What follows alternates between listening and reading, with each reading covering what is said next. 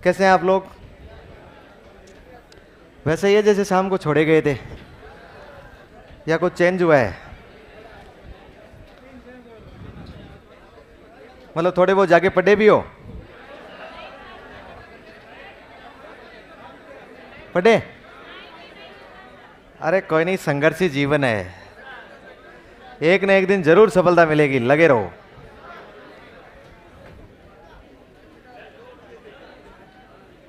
चलिए, कहाँ पढ़ रहे थे कल हम लोग? नवाचार पढ़ रहे थे। अच्छा बताओ मुझे, इस्माइल कब शुरू किया गया? इस्माइल 2.0 कब आया? इस्माइल 3.0 कब आया? इसके बाद में शिक्षा वाणी कब आया? शिक्षा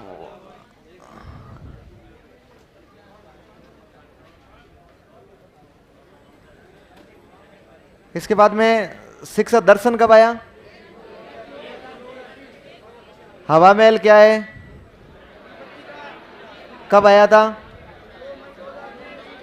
शिक्षा दर्शन पूरा कर लिया था क्या हमने? नहीं किया था ना। शिक्षा दर्शन में क्या लिखा था लास्ट में? ये एक एजुकेशनल प्रोग्राम है, यही लिखा था। इसका टाइम नहीं लिखा था ना। लिखो, लिखो रोजाना रोजाना सोमवार से शनिवार तक 3.25 घंटे। रोजाना सोमवार से शनिवार तक 3.25 घंटे ये कार्यक्रम प्रसारित किया जाता था।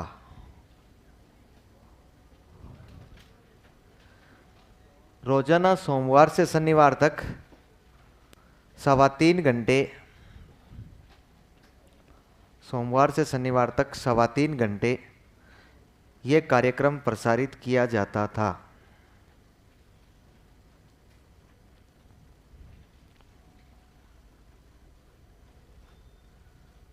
कितने स्लॉट में प्रसारित किया जाता था? 2 स्लॉट में, है ना। एक तो चलता था 12:30 बजे से लेकर 1:30 बजे तक, फिर चलता था 1:30 बजे से लेकर 2:30 बजे तक। टीवी पर आ रहा है ना ये कार्यक्रम। 1 घंटे तो आता था 9 से 10 के लिए, और 1 घंटे आता था 11 से 12 के लिए। तो एक स्लॉट हो गया 2 घंटे का, जो आता है 9 से 12 के लिए। ठीक है। उसके बाद आधे घंटे आपको समाचार सुनाए जाते थे, फिर वापस शुरू होता था। अपने को तो अपने स्लॉट ले रखा है ना, खरीद रखा है हमने, टाइम खरीद रखा है। 3 बजे से लेकर 3:30 बजे तक आता था क्लास 1 से लेकर 5 तक, और 3:30 बजे से लेकर 4:15 बजे तक आता था 6 से 8 के लिए। लिख लेना है साथ का साथ ही।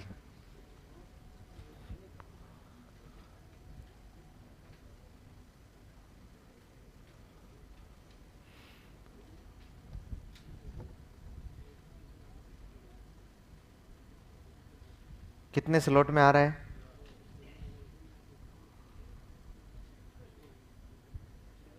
2 स्लॉट में, है ना। 2 घंटा एक तरफ और 1.25 घंटा एक तरफ। फिर अगला और डिटेल से पूछे तो भी आप लोग बता सकते हैं इसे।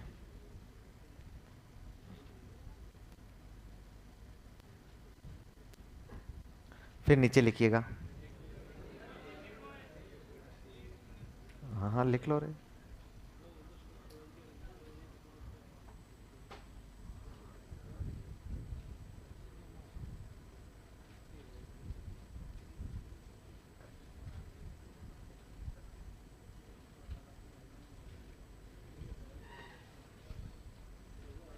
हो गया ना।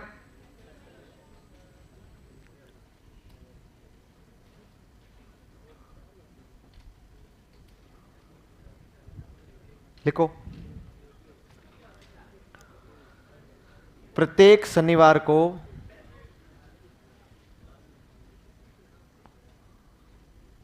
प्रत्येक शनिवार को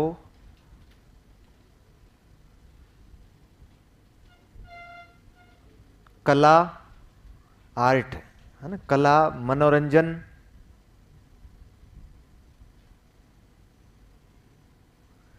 संस्कृति, कला मनोरंजन संस्कृति जीवन निर्माण या जीवन कौशल, जीवन कौशल आदि से संबंधित विषय वस्तु का प्रसारण किया जाता था। आदि से संबंधित विषय वस्तु, देखो जहां आदि लग जाए ना उसमें एक दो शब्द नहीं भी लिखे जाए तो कोई बड़ी बात नहीं है, इसका मतलब बहुत शब्द है ऐसे। आदि से संबंधित विषय वस्तु का प्रसारण किया जाता था।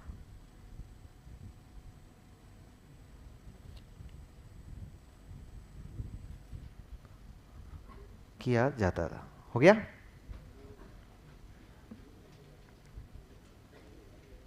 अच्छा देखिएगा,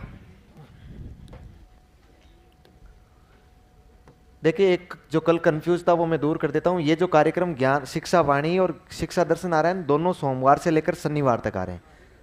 इसका मतलब कार्यक्रम तो सोमवार से शनिवार है। अब हमने उसमें चेंज ये कर लिया कि हम प्रत्येक शनिवार को इनकी विषय वस्तु चेंज कर देते हैं। कार्यक्रम तो आएगा ही आएगा। तो आपको पूछे कि कार्यक्रम कब से कब तक चलता था, तो सोमवार से शनिवार तक चलता था। लेकिन यदि आपको पूछ ले कि शनिवार को कौन सी सामग्री प्रकाशित होती थी, तो दोनों में अलग अलग होती है। शिक्षा वाणी में तो हम लोग क्या करते थे, हवा महल, और इधर शिक्षा दर्शन में हम लोग क्या कर रहे हैं, कला जीवन निर्माण आदि से संबंधित हम लोग सामग्री, मनोरंजन से संबंधित सामग्री प्रकाशित कर रहे हैं। अच्छा देखिए, एक हमने कौन सा पढ़ा है, शिक्षा वाणी, और एक हमने क्या पढ़ लिया है, शिक्षा दर्शन। शिक्षा वाणी एक कार्यक्रम है ना रेडियो पर आने वाला, जबकि आपको पता हो तो ज्ञानवाणी क्या है, ज्ञानवाणी एक रेडियो पर चैनल है, रेडियो चैनल है एक।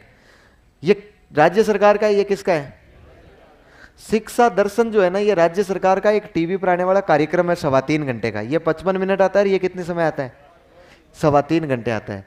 और ज्ञान दर्शन, दूरदर्शन नहीं, ज्ञान दर्शन, ये एक टीवी पर केंद्र सरकार का चैनल है, टीवी चैनल।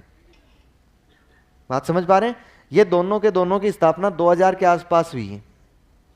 फिर ये एक नहीं रहे हैं, इनके अलग अलग बने हैं। जैसे ज्ञानवाणी पर मतलब रेडियो पर केंद्र सरकार ने केवल एक चैनल नहीं बनाया, उसके बाद धीरे धीरे चैनलों की वृद्धि करते गए वो, और अलग अलग चैनल, किसी का नाम एकलव्य चैनल हो गया, किसी का व्यास चैनल हो गया, अलग अलग चैनल बना दिए हर प्रकार की शिक्षा के लिए। स्कूल शिक्षा के लिए अलग चैनल हो गया, कॉलेज एजुकेशन के लिए अलग, टेक्निकल एजुकेशन के लिए अलग। इसी प्रकार से हमने टीवी के चैनल भी बढ़ाए। टीवी के चैनल भी केंद्र सरकार ने बढ़ाए, 2001 से बढ़ाने में लग रहा है और लगातार बढ़ा रहा है। कभी ज्ञान दर्शन 1, 2, 3, 4 ऐसे करके। फिर आपको बताओ तो 2017 के आसपास मोदी जी ने वो वन नेशन वन प्लेटफॉर्म के लिए एक कार्यक्रम निकाला था। उसके लिए एक साथ ये भी कार्यक्रम निकाला, one nation one channel one class, मतलब प्रत्येक क्लास के लिए क्या होना चाहिए, एक अलग चैनल होना चाहिए। तो ये चैनल खूब सारे बढ़ गए थे, ये अपने काम के नहीं है। ये जो नवाचार है ना, अब इनकी वो क्या बोलते हैं उन्हें, प्रासंगिकता खत्म हो गई है। अब इनकी प्रासंगिकता लगभग समाप्त हो गई है। अब मेरे ख्याल से ऐसा कोई भी नहीं है जो इस डीडी दूरदर्शन पर बैठ के वो पढ़ रहा होगा, क्योंकि आजकल एजुकेशन अलग हो गया। तो राजस्थान ने तो ये केवल किस समय लिए थे, कोविड के समय। समझ जाएंगे तो नीचे अलग से नोट लगा के लिखो,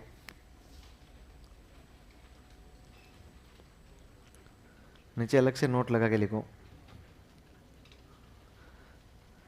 लिखो ज्ञानवाणी, ज्ञानवाणी केंद्र सरकार का, केंद्र सरकार का शिक्षा से संबंधित रेडियो चैनल है। ज्ञानवाणी केंद्र सरकार का शिक्षा से संबंधित रेडियो चैनल है।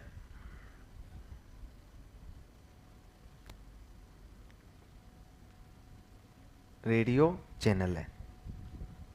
हो गया।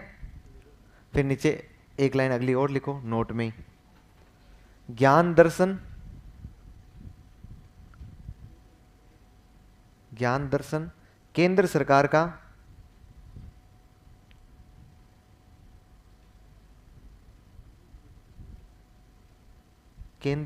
का शिक्षा से संबंधित टीवी चैनल है।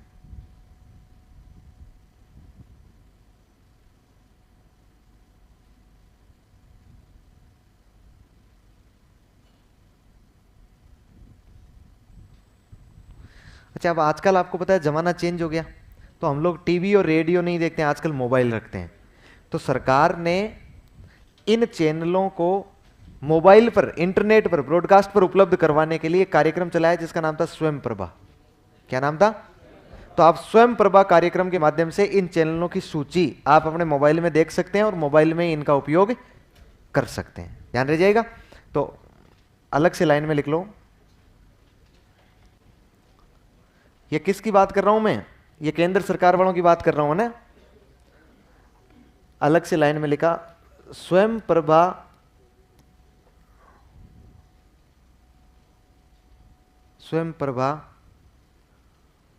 कार्यक्रम के तहत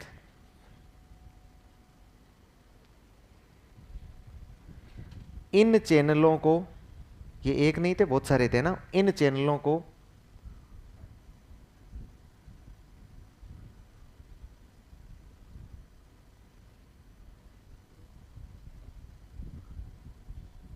इंटरनेट के माध्यम से, पूरा ही लिखवाने है ना, इंटरनेट के माध्यम से मोबाइल पर उपलब्ध करवाया गया।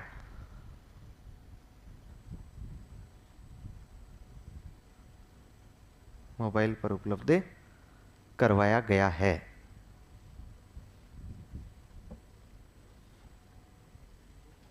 करवाया गया है मतलब एक चैनलों की श्रृंखला है। ये क्या है? चैनलों की श्रृंखला। हो गया। फिर देखिएगा एक चीज और बताऊं, यहां तक पहुंच गए हम लोग। आपने कभी नाम सुना ई कक्षा? ई कक्षा कार्यक्रम है ना। क्या है ये? ई कक्षा कार्यक्रम है जो 15 अक्टूबर 2020 को चलाया गया राजस्थान में। आपको पता हो तो हम शिक्षा वाणी की बात कर लें, चाहे शिक्षा दर्शन की बात कर लें, चाहे इस्माइल की बात कर लें, सभी प्लेटफॉर्म पर RSCERT द्वारा वीडियो निर्मित करके, और RSCERT उन वीडियो को निर्मित करके उन प्लेटफॉर्म पर उपलब्ध करवाती है। किनको? क्या कह रहा हूं मैं? ई कक्षा कह रहा हूं मैं। और बताइए। देखिए, बोले ई कक्षा चले कि नहीं चले, ऐसी चलना जरूरी है ना। मैं कह रहा हूं कि इन सभी जितने भी हमने कोविड में नवाचार किए हैं, चाहे ज्ञान शिक्षा दर्शन हो, शिक्षा वाणी हो, इस्माइल प्लेटफॉर्म पर हो, इन पर जो वीडियो प्रोवाइड करवाए जाते हैं वो किसके द्वारा करवाए जाते हैं?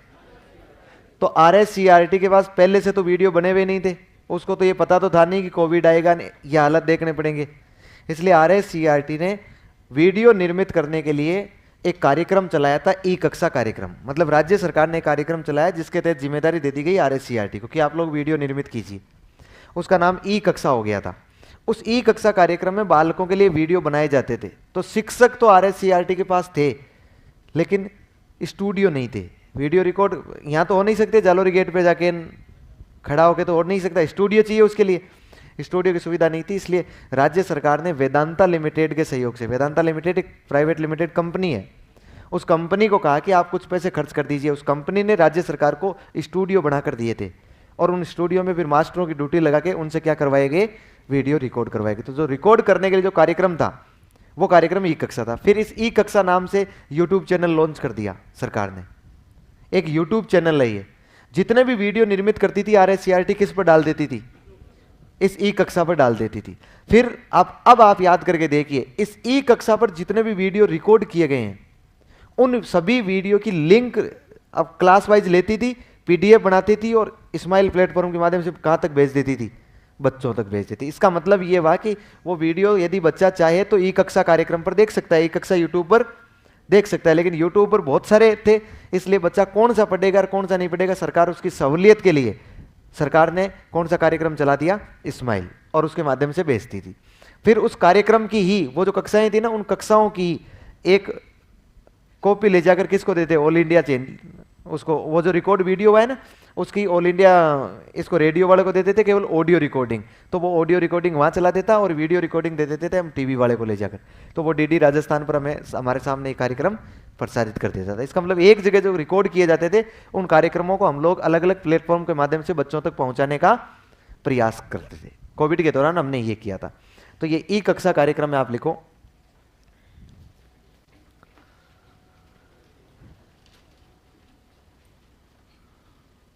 लिखो इस कार्यक्रम के तहत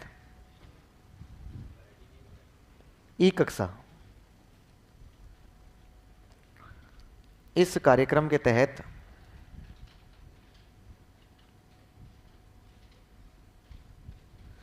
आरएससीईआरटी द्वारा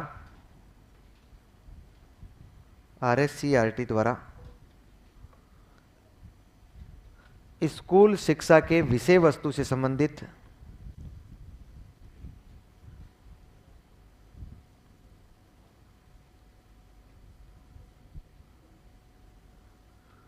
स्कूल शिक्षा के विषय वस्तु से संबंधित वीडियो निर्मित किए जाते थे, वीडियो निर्मित किए जाते थे, वीडियो निर्मित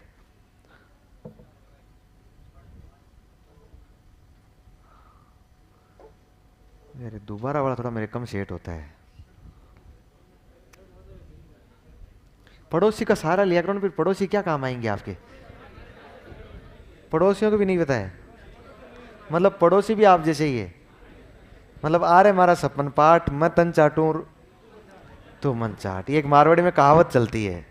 दोनों जब एक जैसे होते हैं ना, दोनों एक कुल लखने और बे लखने होते हैं, उनके लिए कहा जाता है ये। चलिए आपने लिखा है ई कक्षा कार्यक्रम के तहत आरएससीईआरटी द्वारा स्कूल शिक्षा की विषय वस्तु से संबंधित वीडियो निर्मित किए जाते थे। हो गया, मतलब रील्स नहीं बनाई जाती थी, विषय वस्तु से संबंधित होता था। यह नेक्स्ट लाइन में इसमें यह भी लिख लेना, यह एक यूट्यूब चैनल भी है,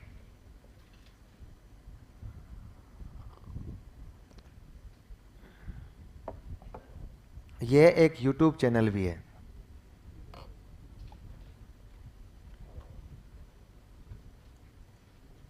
और बोलूं दोबारा,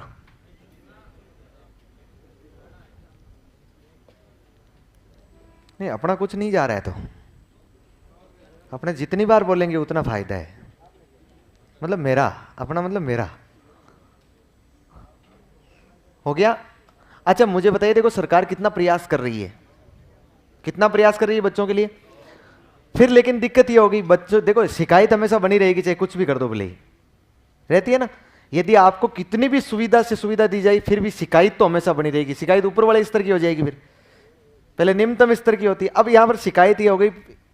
यहां पर आते आते आपको पता तो प्राइवेट स्कूलों ने सब ने अपने अपने एप्लीकेशन सॉफ्टवेयर लॉन्च कर दिए, अपने अपने अलग अलग क्लास के हिसाब से ऐप लॉन्च कर दिए, बोले ऐप खरीद लो। प्राइवेट स्कूल वालों से 2-3 हज़ार 4 हज़ार रुपये जो भी हो उन्होंने फीस ली, वो फीस ले ली और बच्चे पढ़ने लगे। सरकारी स्कूल वाले किससे पढ़े, टीवी से रेडियो से पढ़ा रहे हैं, उन बालकों को हम लोग सोशल मीडिया से पढ़ा रहे हैं, यूट्यूब चैनल से पढ़ा रहे हैं, लेकिन वो कह रहे हैं कि नहीं प्राइवेट की तरह हमें एप्लीकेशन से तो नहीं पढ़ाया गया है, मतलब ऐप तो नहीं दिया गया है।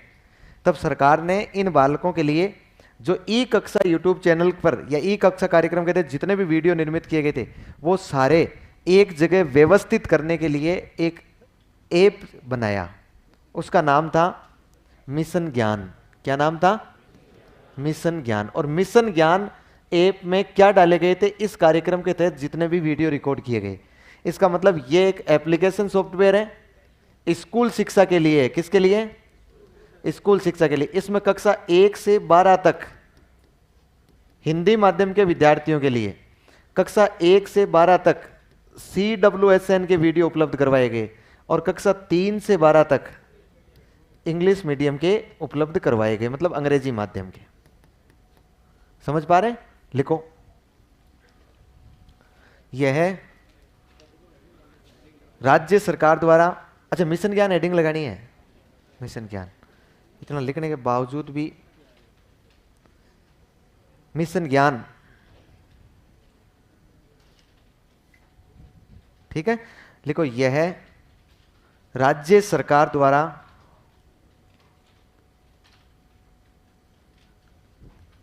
स्कूल शिक्षा के लिए निर्मित किया गया, स्कूल शिक्षा के लिए निर्मित किया गया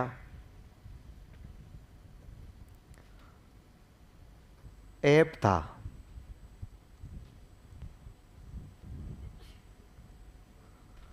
स्कूल शिक्षा के लिए निर्मित किया गया ऐप था,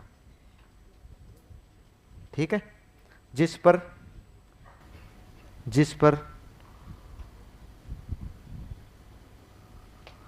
निम्न विषय वस्तु उपलब्ध करवाई गई, जिस पर निम्न विषय वस्तु उपलब्ध करवाई गई।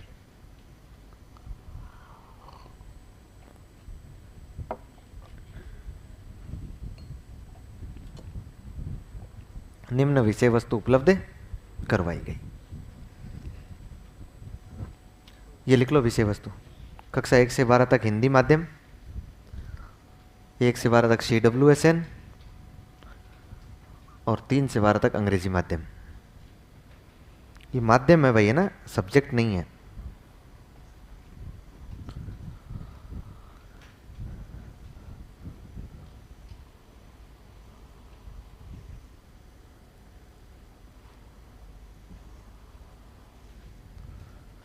हाल इसमें दिख तो नहीं रहा हूं यहाँ बेटा बेटा? हाँ अब दिख गया।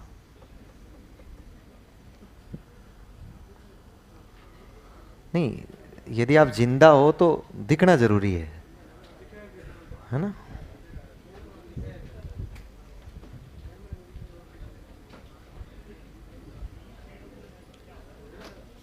चाइल्ड विथ स्पेशल नीड विस्तृत चर्चा करेंगे साइकोलॉजी में, टॉपिक है CWSN।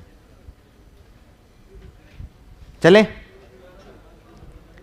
अच्छा एक ऐप और है ना इस प्रकार का, देववाणी है क्या? देखो देववाणी ऐप,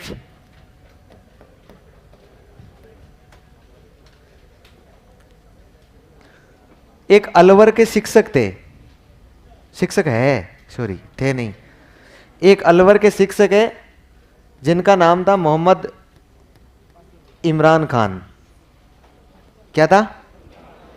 मोहम्मद इमरान खान, अलवर के शिक्षक है, गवर्नमेंट टीचर है ना।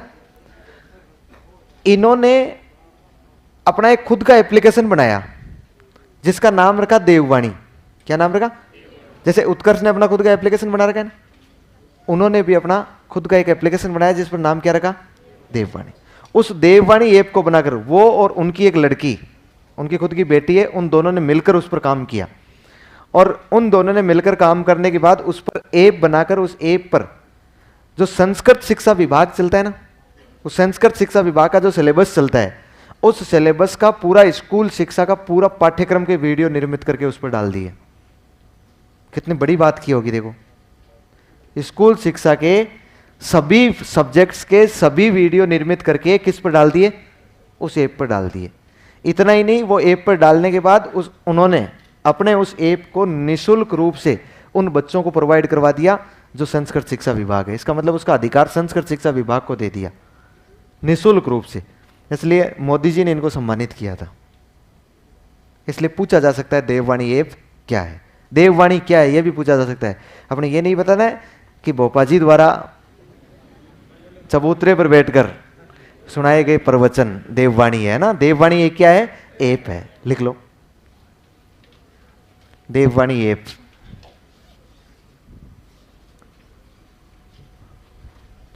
अलवर के शिक्षक मोहम्मद इमरान ने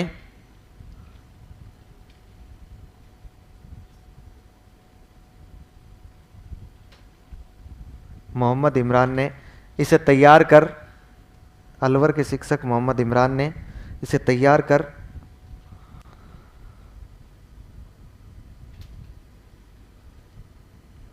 संस्कृत शिक्षा विभाग को सौंप दिया, संस्कृत शिक्षा विभाग को सौंप दिया।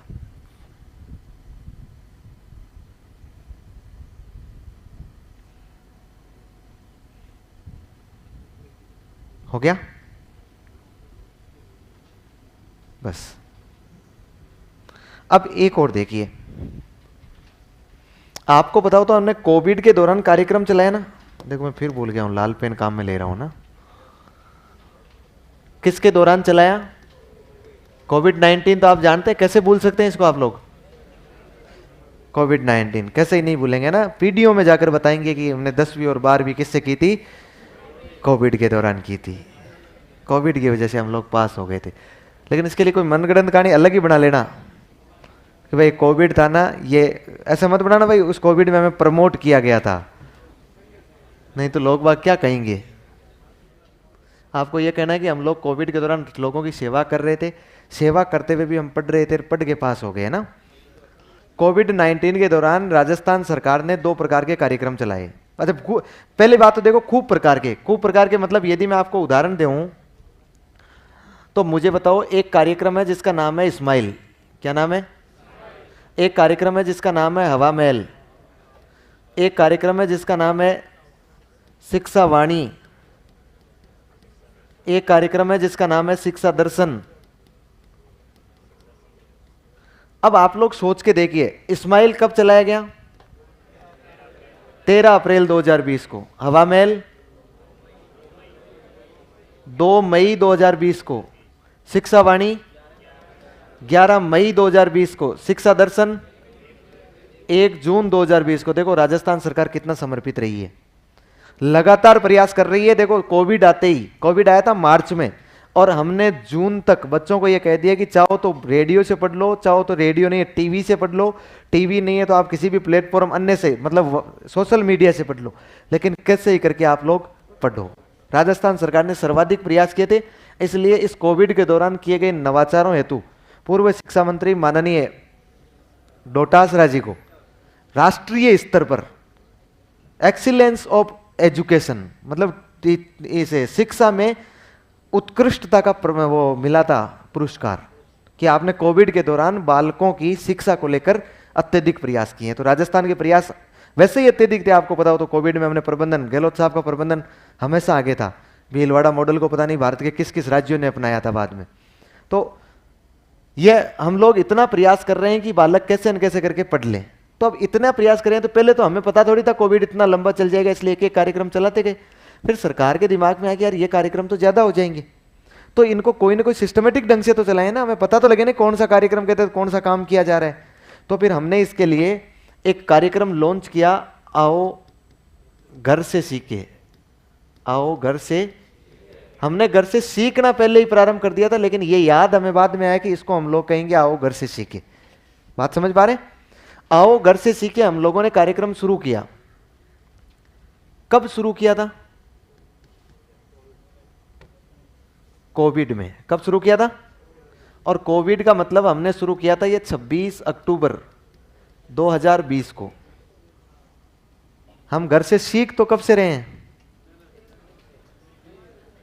याद करो, 13 अप्रैल से हमने घर से सीखना शुरू कर दिया था, 13 अप्रैल 2020 से।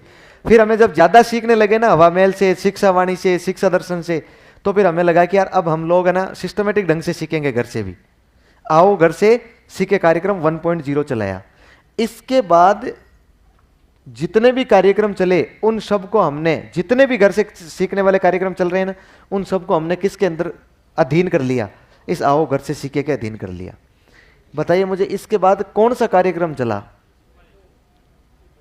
स्माइल चल गया था 13 अप्रैल, लेकिन स्माइल 2.0 आपको बताओ तो आया था 2 नवंबर 2020 को। 26 अक्टूबर के 5-4 दिन बाद में आया था। इसलिए आओ घर से सीखे कार्यक्रम के अंदर पहला चलने वाला कार्यक्रम कौन सा था? स्माइल 2.0। इसके बाद जितने भी चले वो इसके अधीन ही चले। मानना सबको अधीन ही जाएगा, चाहे वो हवा महल, शिक्षा वाणी चल रहे हैं ना, लेकिन पहला कार्यक्रम कौन सा? फिर दूसरी वेव आ गई। दूसरी वेव आने के बाद में हमने जो कार्यक्रम चलाया वो था आओ घर से सीखे 2.0। अब जितने भी कार्यक्रम चलाएंगे ना हम लोग, वो किसके अधीन आ जाएंगे?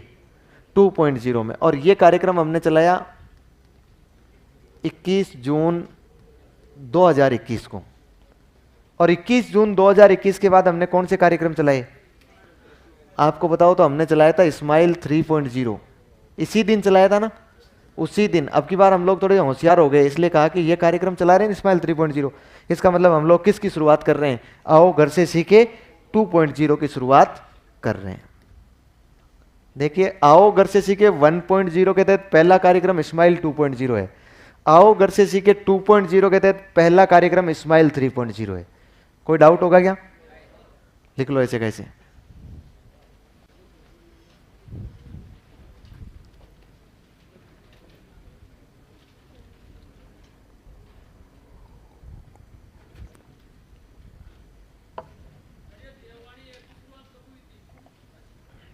देखना पड़ेगा यार गूगल में डाल के। नहीं याद है, याद हो तो बता देता। आपको क्या लगता है मैं बताता नहीं? देख लो गूगल में डाल के, ताकि सबको बता दूं मैं।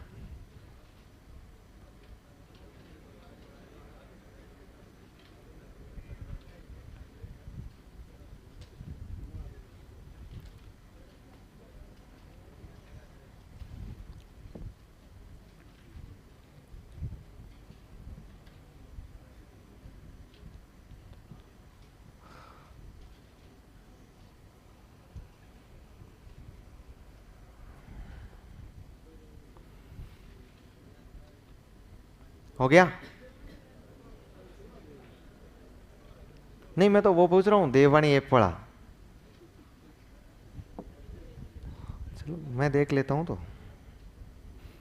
आप लिखो तब तक। वैसे भी आपको 2-3 घंटे लगेंगे अब लिखने में, क्योंकि आपको देख देख के बताना कि लाइन कितनी दूर गई हुई है, एरो नीचे जा रहा है ऊपर आ रहा है।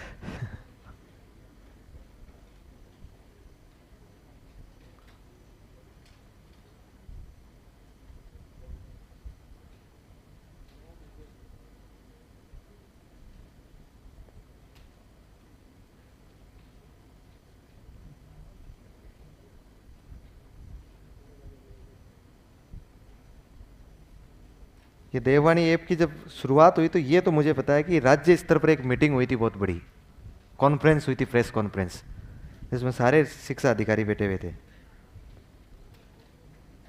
और इसको लॉन्चिंग किया गया था।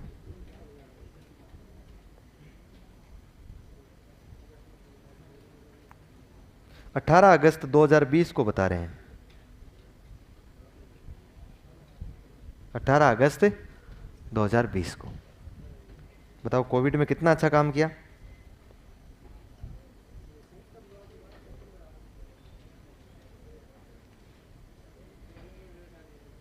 क्या हुआ?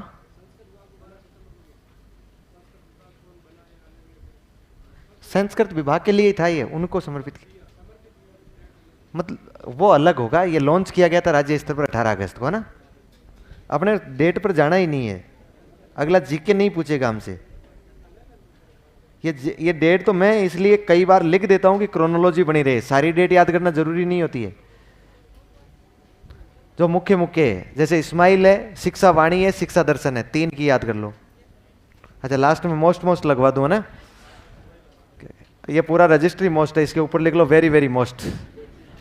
पूरा याद करना है इसको आपको। आदमी कितनी गुंजाइश खोजता है ना। इतनी माथापड़ी को इतनी सी में समेट के ले आए 20 पेज में, फिर भी कह रहे हैं इसमें भी मोस्ट मोस्ट लगवा दो। हो गया?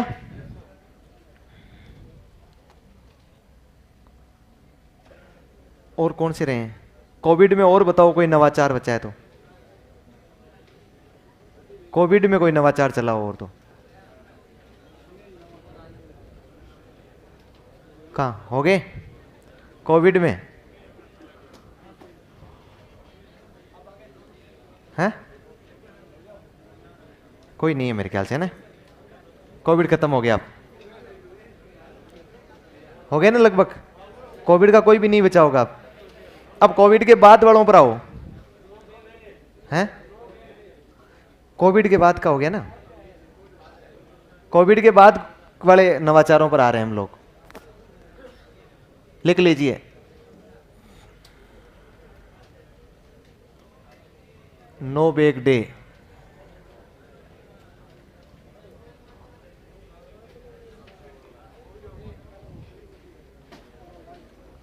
नो बेक डे, नहीं नहीं,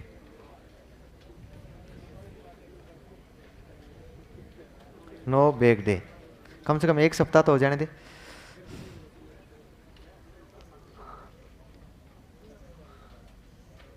कब प्रारंभ हुआ था? ना ना, प्रारंभ पूछ रहा हूं मैं। जुलाई 2022। इसका मतलब सेशन कौन सा हो जाएगा? 2022-23। कौन सी सरकार का है? वेरी गुड, राज्य सरकार। राज्य सरकार का नवाचार।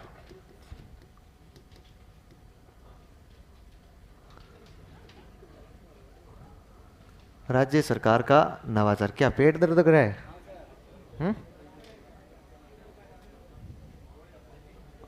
अचानक से चीख लगाई है। अरे बहुत जल्दी, बड़ों बड़ों का ठीक हो गया। अभी क्या है कि नया नया एग्जाम है। हाँ, अभी इनको लगता है कि बस वो एग्जाम तो सॉल्व हो ही जाएगा, इतना ही होता है एग्जाम। वो जब वहां बैठेंगे ना एग्जाम हॉल में, तो वहां पर वो बड़े बड़े अपने पिताजी के समान होठों पे फेफड़ी आई हुई, वो उनको देखेंगे ना, तब पता लगेगा कि एग्जाम में तैयारी करनी पड़ती है, ऐसे नहीं होता है। हाँ, बहुत प्रकार के नवाचार होंगे वहाँ। मतलब पेपर देने जाते हैं तो बहुत खुशी खुशी जाते हैं, लेकिन वहाँ पर देखते हैं गेट के सामने भयंकर भीड़ लगी है, बहुत सारे लोग जो बड़ी बड़ी आयु के भी हैं, वो फिर वहाँ पर बहुत सारी महिलाएं भी पेपर दे रही हैं, महिलाओं के कई महिलाओं के साथ में बच्चे भी हैं। बेचारा हस्बैंड ने वो बच्चे को पकड़ रखा है, उस महिला ने वो लक्ष्य वाली गाइड ले रखी है, वो मोमल वाली, वो यूं लगातार आप मन ही मन सोचते हो यार इसने कितनी मेहनत की होगी, कितनी मेहनत की होगी, है ना? बस में एग्जाम देने की, नहीं नहीं, एग्जाम देने वाला अड़ंगा अलग होता है। एग्जाम ऐसे सामान्य तौर पर नहीं, हम लोग जब एग्जाम देने जाते हैं तो हमारी प्रक्रिया कुछ अलग रहती है। एग्जाम देने जाते हैं तो हमारे पास या तो बाई बस या बाई मोटरसाइकिल, अपना खुद का साधन थोड़ी होता है। भाई कार हो जाए, संभव नहीं। क्यों एग्जाम देने जाए अपने पास खुद की कार हो तो? ये भी होता है ना, इसी तरीके से जाते हैं। और बाकी भगवान को मानने एक नहीं माने, लेकिन 2-3 दिन पहले, क्योंकि हमारी बीपी बढ़ने लग जाती है, 2-3 दिन पहले और घर से निकलते हैं तो सारे जितने भी घर के, जिस अलमारी में भी भगवान यदि कभी भूतकाल में भी रहा हो, उसमें भी जाते हैं, हे भगवान एक बार बस, फिर उसके बाद तेरे से कुछ नहीं मांगूंगा, तेरे आते ही एक स्वामणी यहाँ करूंगा, एक सालासर में जाकर करूंगा, एक रामदेवरा में जाकर करूंगा। भगवान को एडवांस में चल रही होती है। भगवान फिर अपॉइंटमेंट देते हैं कि बेटा 4.5 साल अभी रुक जा, अभी 4.5 साल की स्वामणियां मेरे पास आई हुई है। हाँ, अभी तक कहाँ था तू? ये भी तो कहता है ना। उस दिन तो मतलब कुछ भी हो जाए अपना, फिर हम लोग एक पेन फिर विश्वास नहीं करते हैं, 2-3 पेन रखते हैं यहाँ पूरे, कि पता नहीं कहीं रुक जाए तो। मतलब निर्जीव वस्तु पे शक किया जा रहा है।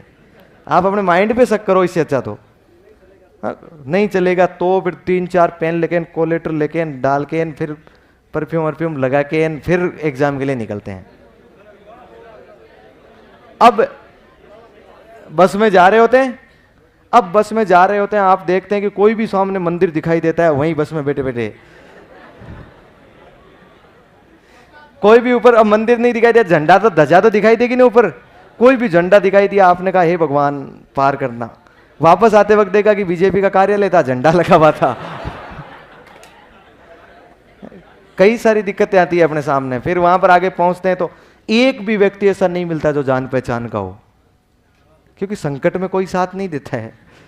संकट अपने को अकेले को झेलना पड़ता है। फिर लोग बाग पढ़ रहे होते हैं भयंकर, इस क्लासरूम में बैठ जाते हैं ना, क्लासरूम में आपने अलग अलग को 15 मिनट पहले बैठते हैं, अलग अलग का ऐसे निरीक्षण करते हैं, सबको देखते हैं। किसी ने आंखें लाल कर रखी है, किसी को नींद आ रही है, किसी को कोई नया धोया भी नहीं है, और वो सोच रहा है, ऐसे मन ही मन में सोच रहा है। आप खुद सोचते हैं कि यार कितनी मेहनत की है इन लोगों ने यार, देखो कितना रिवीजन कर रहे हैं ये, आप मन ही मन सोचते हैं कि ये क्या कर रहा है, रिवीजन कर रहा है। आपको लगता है कि इसका मतलब इनका तो पक्का। हम लोग देखो हैसियत देखो अपनी। फिर उसके बाद में हम लोग एग्जाम पेपर शुरू होता है, तो पेपर शुरू होता है तो पहला सवाल ही नहीं आया, दूसरा भी नहीं आया, उतने में फसीना कि पता नहीं पेपर कितना कठिन होगा। उतने में 2 3 4 आपने देखे सवाल आपको नहीं आ रहे हैं, पड़ोसी की ओर देखा तो पड़ोसी ने 7 8 गोले काले कर रखे हैं, अपने बीपी हाई, अपने को लगता है यार इसका तो पक्का। देखो खुद की औकात नहीं है, दूसरों को सिलेक्शन बांटते जा रहे हैं हम लोग। देखिए कहां तक बढ़ रहे हैं। फिर उसको हम धीरे धीरे अपने वो प्राकृतिक प्रक्रियाएं शुरू होती है,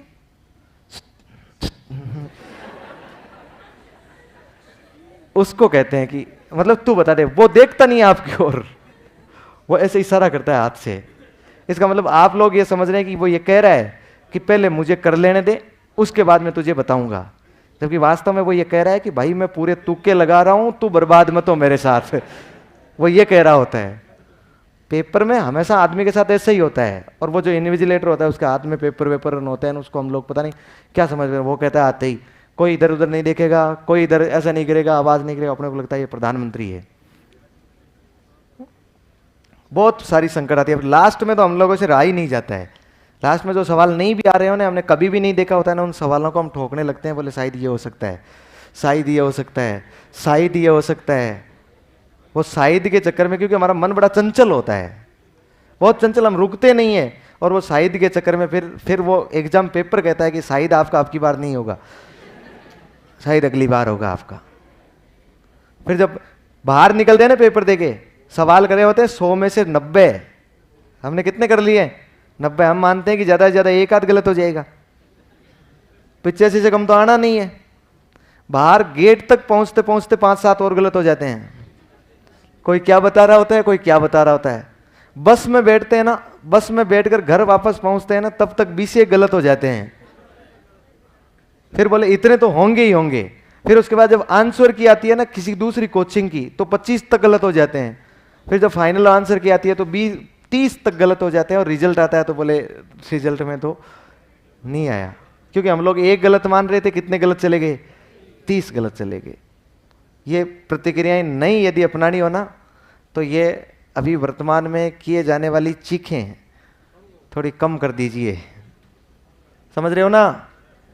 सब कुछ भूल जाओ, सब कुछ भूल जाओ, सब याद आ जाएंगे। मैं तो कह रहा हूं मास्टर की नौकरी लग गई ना, इतनी दमदार नौकरी है, इतनी दमदार नौकरी है कि आज जो तुम लोगों को भाव नहीं दे रहा है ना, वो कल सड़क पर गुलाब का फूल लिए खड़ा मिलेगा। लेकिन मैं ये सबके लिए लागू है, लेकिन उसके लिए पहले क्या करना पड़ेगा, मास्टर बनना पड़ेगा। और यदि अब वर्तमान में आपने गुलाब के फूल को एक्सेप्ट कर लिया, तो वो धीरे धीरे जब तक नौकरी लगेगी, जब तक 5 4 साल होंगे, तब तक वो मुरझा जाएगा। हाँ, उसके बाद आपको ये दुनिया बड़ी वीरान नजर आएगी, है ना, बड़ी सुनसान, आपको लगेगा जीवन में कुछ भी नहीं है। समझ पा रहे हैं? तो जो काम जिस समय करना होगा ना, उसी समय कीजिएगा, ठीक रहेगा। राज्य सरकार का नवाचार लिख लिया, उद्देश्य लिखो, उद्देश्य क्या लिखोगे, लिखो शिक्षा मनोविज्ञान आधारित, उद्देश्य में लिखो शिक्षा मनोविज्ञान आधारित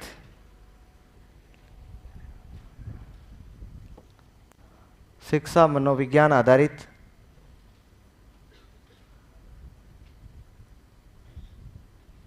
गतिविधि शिक्षण के आधार पर,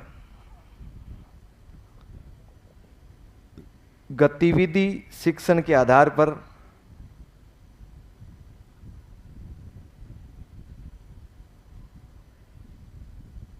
शिक्षा मनोविज्ञान आधारित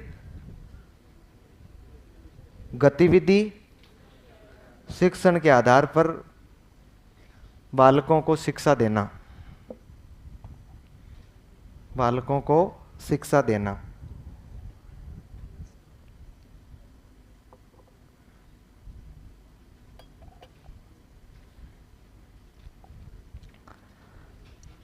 हो गया। नेक्स्ट लाइन में लिखो,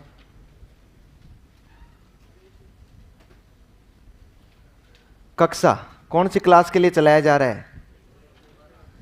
1 से 5 या 1 से 8? Very good. नीचे लिख लो कक्षा 1 से 12। कक्षा 1 से 12 क्या लिखना है? मतलब फिर भी डाउट किया जा रहा है मुझ पर।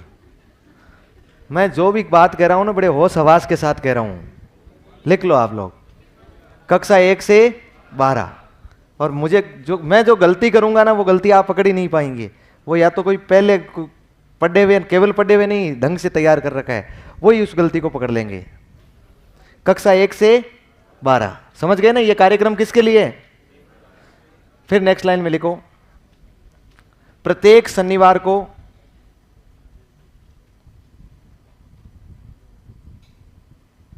बिना बैग के स्कूल आएंगे। प्रत्येक शनिवार को बिना बैग के, प्रत्येक शनिवार को बिना बैग के स्कूल आएंगे।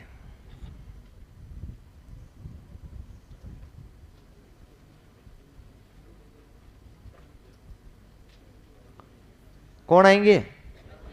बच्चा। कोई भी बच्चा होगा ना वो बिना बैग के स्कूल आएगा प्रत्येक शनिवार। ध्यान रखिएगा। क्लास 1 से इसकी घोषणा कर दी थी 20 फरवरी 2020 को। बजट पारित हुआ था तो गहलोत साहब ने घोषणा की थी कि हम बच्चों को गतिविधि आधारित, जो शिक्षा मनोविज्ञान में गतिविधियां शिक्षण विधियां ना, उन शिक्षण विधियों के आधार पर बालकों में हम पढ़ाने का प्रयास करेंगे, उनमें सृजनात्मक सोच का विकास करेंगे, अन्वेषणात्मक प्रवृत्ति का विकास करेंगे। इसके लिए हमने घोषणा कर दी, लेकिन कोविड आ गया इसलिए स्कूल ही बंद हो गए, तो बैग ले जाने की जरूरत ही नहीं पड़ी। फिर कोविड के बाद हमने जुलाई 2022 से इसको वापस शुरू किया और शुरू करके इसको धरातल पर उतारा, और प्रत्येक शनिवार को हम लोग बच्चों को बिना बैग के स्कूल में बुलाते हैं। कौन सी क्लास से कौन सी क्लास तक के लिए? 1 से 12 तक के लिए बुलाते हैं। ध्यान रखिएगा। राज्य स्तरीय कार्यक्रम है, कोई भी अवहेलना नहीं कर सकता है। कोई भी यदि शिक्षक बच्चे को बैग लेकर शनिवार को स्कूल में बुला रहा है तो उसके खिलाफ कार्रवाई की जा सकती है। हो गया। फिर वहां पर बुलाएंगे तो प्रत्येक शनिवार को छुट्टी रहेगी, तो वो क्या करेगा? बच्चा खेलेगा। हर शनिवार को खेल के चला जाएगा वापस? नहीं खेलेगा। प्रत्येक शनिवार को अलग अलग गतिविधियां करेगा। देखिए, प्रत्येक शनिवार को क्या करेगा? वो अलग अलग गतिविधियां करेगा। पहले तो यहां मैं शनिवार ही लिख दूं ना, शनिवार, और यहां पर थीम, मतलब किस थीम पर आधारित गतिविधि होगी लिख लो। पहला शनिवार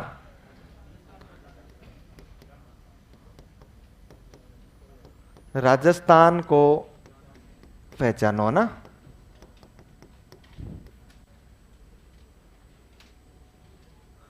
लिखना है ना। एक तरफ लिख लेना है शनिवार और एक तरफ थीम, मतलब प्रत्येक शनिवार को आप लोग क्या गतिविधि करवाएंगे। यहां से जो जीके पढ़ के जा रहे हैं वो प्रत्येक शनिवार को उनको पढ़ाना है। राजस्थान की हिस्ट्री, कल्चर, ज्योग्राफी, पॉलिटी, तभी तो राजस्थान को पहचानेंगे। या उन बालकों को आप घुमाने ले जा सकते हैं, हिस्टोरिकल पॉइंट ले जा सकते हैं कहीं भी, मतलब राजस्थान को पहचानने, राजस्थान की कला संस्कृति से संबंधित है तो आप उन्हें कोई नाटक करवा सकते हैं, राजस्थान के गीत, राजस्थान के नृत्य, इस प्रकार का कोई भी कार्यक्रम वहां पर आयोजित किया जा सकता है। फिर दूसरा शनिवार है भाषा कौशल का विकास। इस दिन आपको भाषाएं पढ़ानी है। भाषाएं पढ़ाने के साथ साथ आप उन्हें निबंध, वाद विवाद, भाषण आदि प्रतियोगिताएं में उनकी आयोजित करवा सकते हैं। तीसरा शनिवार होगा तो वेरी गुड, खेलेगा राजस्थान, खेलेगा राजस्थान, बढ़ेगा राजस्थान, या पढ़ेगा, बढ़ेगा, खेलेगा तो बढ़ेगा ना आगे। इस दिन आपको उन बालकों को खूब खिलाना भी है, इसके अलावा प्रत्येक खेल के बारे में जानकारी भी देनी है। इसके अलावा उन्हें यह भी पूछना है, यह भी बताना है कि आखिर हैदराबाद के साथ ऐसा क्या हुआ कि इतना अच्छा प्रदर्शन करने के बावजूद भी 10 ओवर में फाइनल खत्म हो गया। ऐसे विश्लेषण भी करने हैं आपको।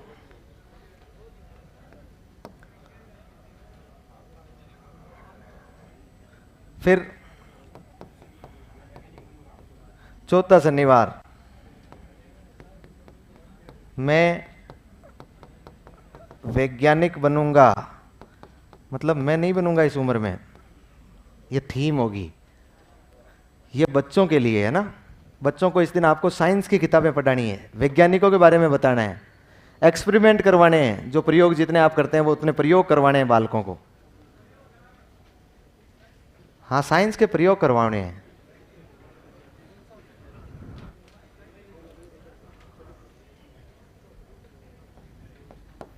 ये आगे वाले अचरज ये सोचते हैं पता नहीं पीछे वालों ने क्या कह दिया, इनको कुछ पता नहीं लगता है। आपको तो 1% पता लगता है इन्होंने क्या कहा है।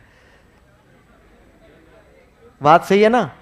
आगे वाले तो केवल 1% पता लगा है, इनको तो इतना ही पता लगा है कि उन्होंने प्रयोग का नाम लिया है। वो तो वही जानते हैं प्रयोग कैसा किया उन्होंने।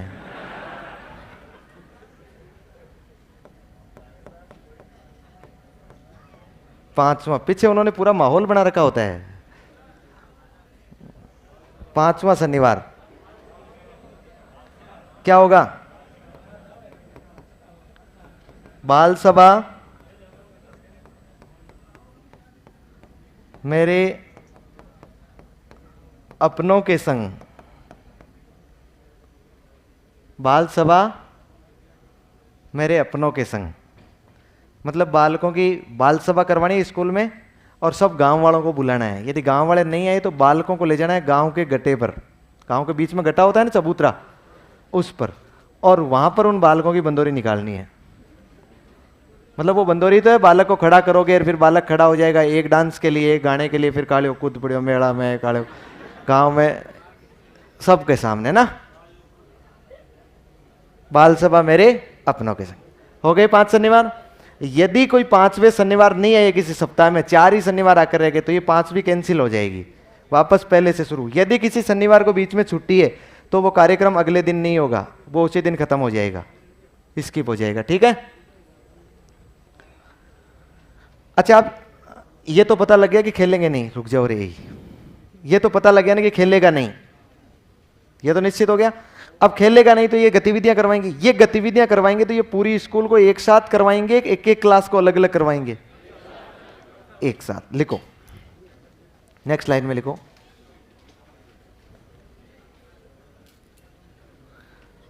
लिखो शनिवारीय गतिविधियां,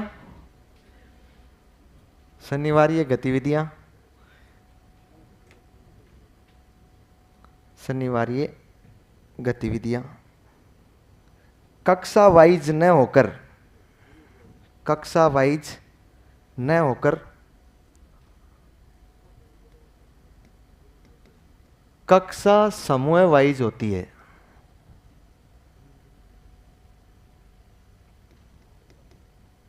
कक्षा समूह वाइज होती है, कक्षा वाइज न होकर कक्षा समूह वाइज होती है। क्लास 1 से 2 का एक समूह बनाएंगे, क्लास 3 से 5 को एक साथ रखेंगे, 6 से 8 एक साथ रखेंगे, 9 से 10 एक साथ, 11 से 12 एक साथ। क्या क्या कह रहे हैं ये सर? कल से 4 हॉलीडे कर रहे हो क्या? किस बात के हैं? और दिखाओ मुझे, एक बार दिखाओ तो सही। मतलब आप भी राजी हो गए ना, आप भी तैयार हो गए ना? क्या है? वर्ल्ड कप के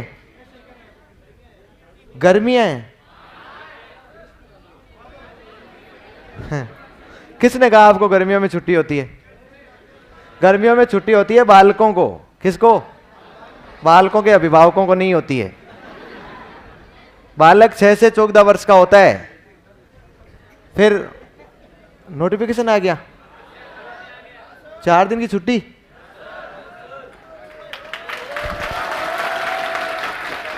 अरे रुको, अरे अभी तो प्लान चल रहा है।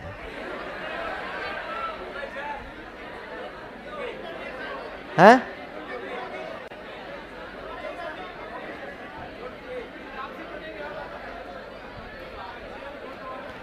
बोलो राम सा पीर की। अरे बस बस बस, अब भजन ही बोलने 4 दिन में, और करना क्या है फिर जब छुट्टी हो गई तो।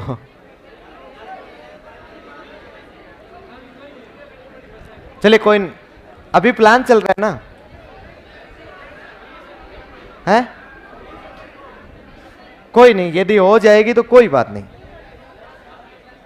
आज तो नहीं हुई है ना? आज नहीं हुई है ना?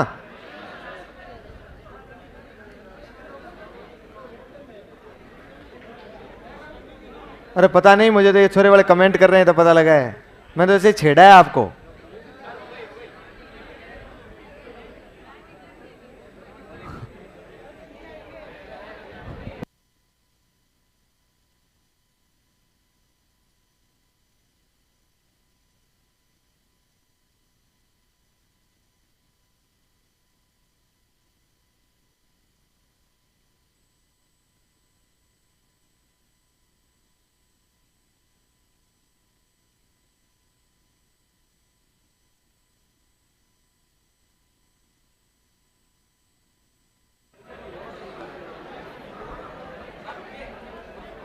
हाँ, अभी तक जो सूचना है, ये सूचना यही है कि ये संभावना है, इस पर प्लान चल रहा है।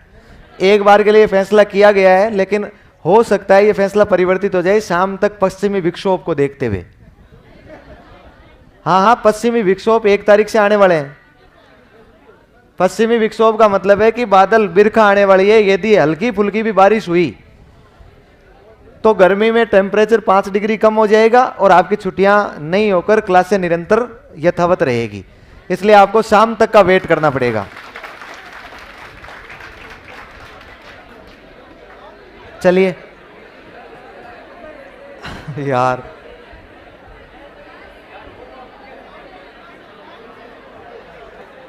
बताओ इसके नाम बताओ, नाम बताओ रे एक से। अंकुर, वेरी गुड। इस समूह का नाम अंकुर लिख लो। फिर प्रवेश, दिशा, क्षितिज,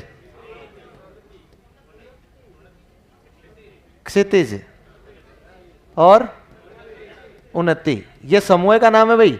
आपको एक प्रत्येक समूह का प्रभारी बनाया जाएगा और ये समूह का नाम आपसे पूछे जाएंगे क्लास 1 से 2 के समूह का क्या नाम रहेगा। अंकुर, प्रवेश, दिशा, क्षितिज, उन्नति।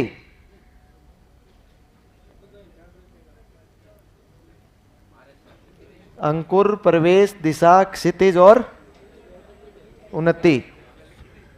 क्या?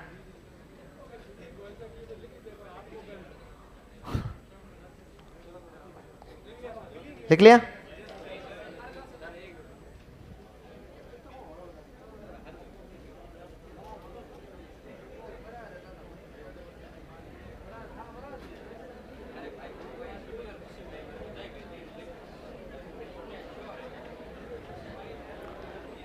आगे चलें।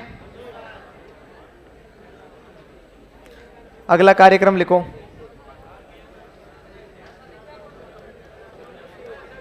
RKSMBK,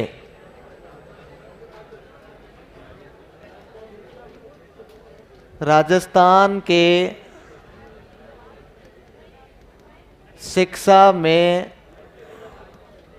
बढ़ते कदम। अगला लिखो RKSMBK, नवाचार है। नवाचार का नाम है RKSMBK। राजस्थान के शिक्षा में बढ़ते कदम। राजस्थान में शिक्षा के बढ़ते कदम नहीं है, राजस्थान के शिक्षा में बढ़ते कदम।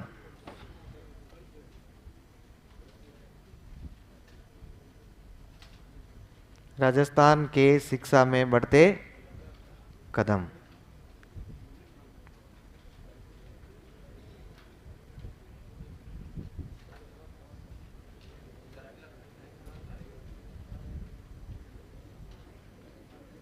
हो गया? लिखो। कौन सी सरकार का है? राज्य सरकार का नवाचार कब चलाया गया? प्रारंभ हुआ था ये 11 जुलाई 2022। 11 जुलाई 2022।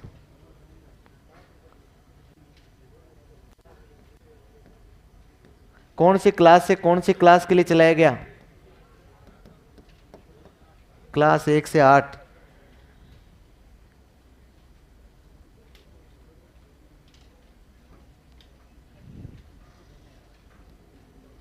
राजस्थान के शिक्षा में बढ़ते कदम राज्य सरकार का नवाचार है।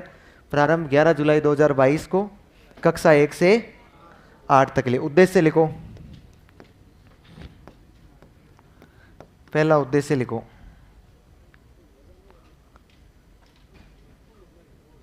लिखो, कोविड के दौरान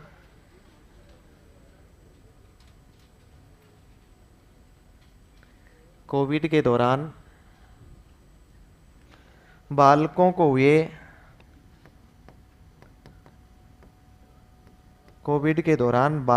हुए लर्निंग लॉस।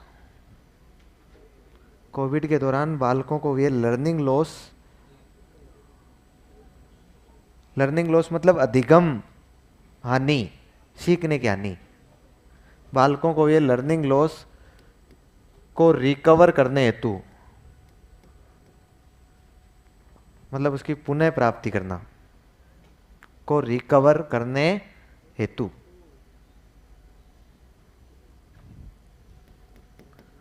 दूसरा क्या लिखोगे? दूसरा लिखो, शिक्षकों का कार्यभार कम करना। शिक्षकों का कार्यभार कम करना। शिक्षकों का कार्यभार कम करना ताकि वे अपना, शिक्षकों का कार्यभार कम करना ताकि वे अपना अधिक से अधिक समय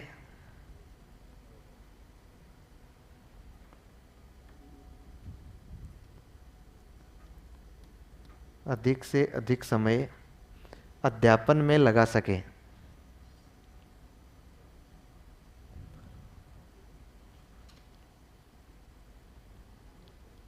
अधिक से अधिक समय अध्यापन में लगा सके।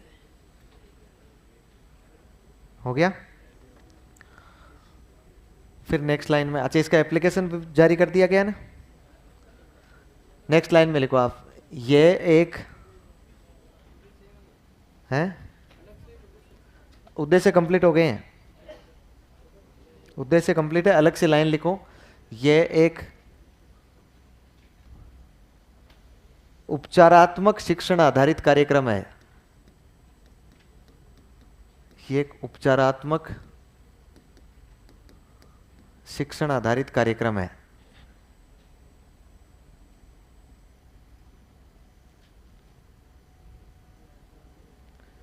उपचारात्मक शिक्षण आधारित कार्यक्रम है। नेक्स्ट लिखो, यह ब्रिज कोर्स के माध्यम से चलाया जाता है। यह ब्रिज कोर्स के माध्यम से चलाया जाता है।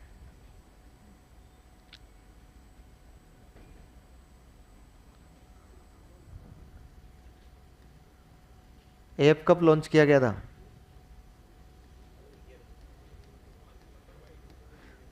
अगली लाइन में लिख लो, 5 सितंबर 2022 को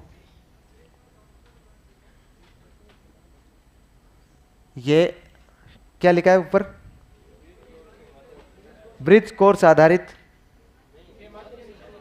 के माध्यम से चलाया जाता है ना। ये ब्रिज कोर्स के माध्यम से चलाया जाता है। अगली लाइन लिखनी है, 5 सितंबर 2022 को RKSMBK ऐप भी लॉन्च कर दिया गया है। 5 सितंबर 2022 को RKSMBK ऐप भी लॉन्च कर दिया गया था। ऐप एप्लीकेशन सॉफ्टवेयर लॉन्च कर दिया गया था।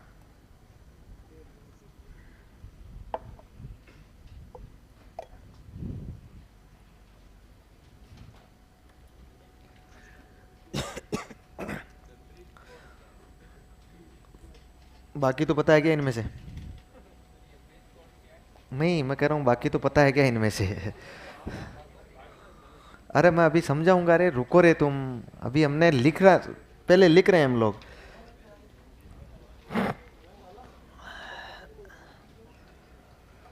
लिखो, सत्र 2022-23 में, सत्र 2022-23 में, सत्र 2022-23 में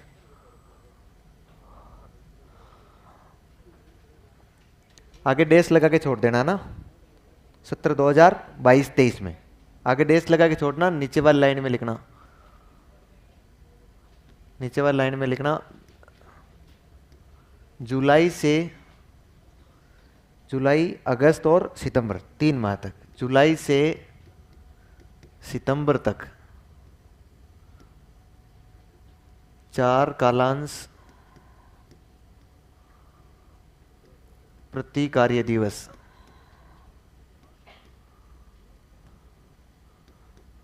प्रति कार्य दिवस। नंबर 2 लगा के लिखना शेष 70 2 कालांश प्रति कार्य दिवस।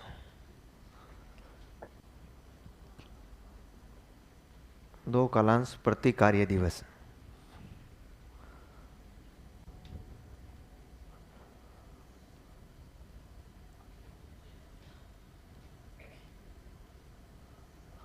फिर लिखो इस हेतु अलग से, इस हेतु मतलब इस कार्यक्रम हेतु, इस हेतु RSCERT ने, RSCERT ने, इस हेतु RSCERT ने हिंदी, गणित एवं अंग्रेजी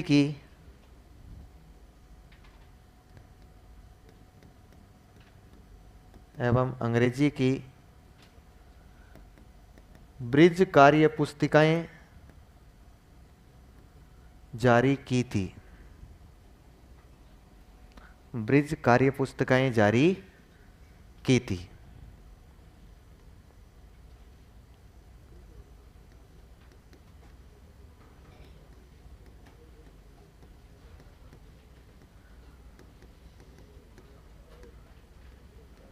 अच्छा बताओ देखें, पहली क्लास, दूसरी, उसके बाद तीसरी, 4 और 5, 6 और 7 और 8। बताओ पहली क्लास की वर्कबुक का क्या नाम था? वेरी गुड, प्रथम। दूसरे का नाम था पल्लव, पहल, प्रयास, परवाय और प्रखर। लिख लो, नीचे लिस्ट बना लो।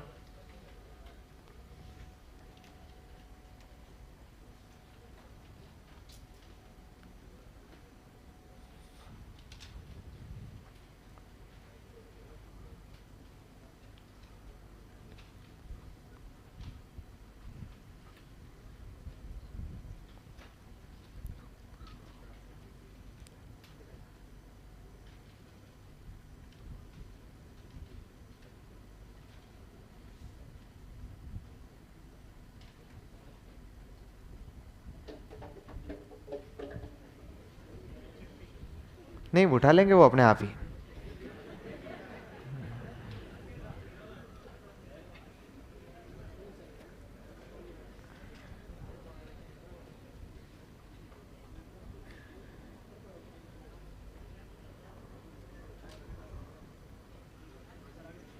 हो गया ना?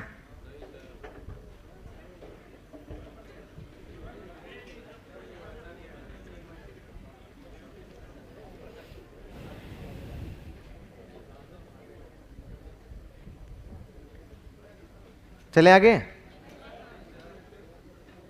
लिखो क्या, प्रखर, पे के नीचे रे लगा हुआ है, पे पप्पू वाला, खे खरगोश वाला, प्रखर हो गया। फिर इसके बाद में आगे लिखो नेक्स्ट लाइन में, लिखो इस कार्यक्रम के तहत, इस कार्यक्रम के तहत आधार रेखा आकलन द्वारा, इस कार्यक्रम के तहत आधार रेखा आकलन मतलब BLA, बेस लाइन असेसमेंट, इस कार्यक्रम के तहत आधार रेखा आकलन द्वारा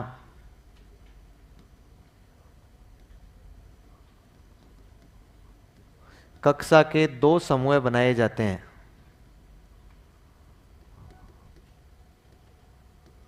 कक्षा के 2 समूह बनाए जाते हैं। कक्षा के 2 समूह बनाए जाते हैं। समूह A या 1,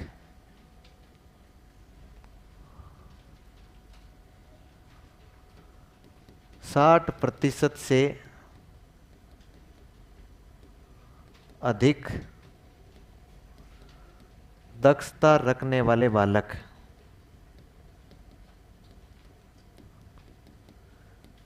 60% से अधिक दक्षता रखने वाले बालक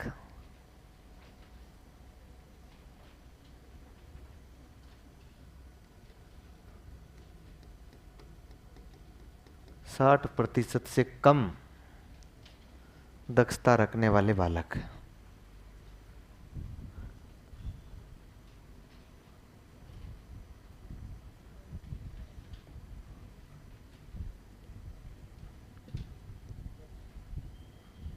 साठ प्रतिशत से अधिक दक्षता रखने वाले बालक और 60% से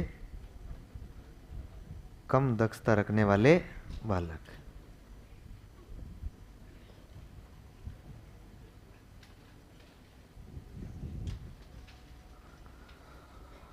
हो गया।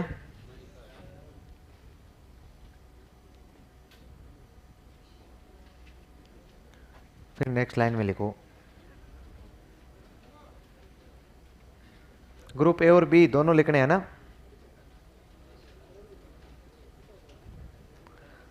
नेक्स्ट लाइन में लिखो एक सत्र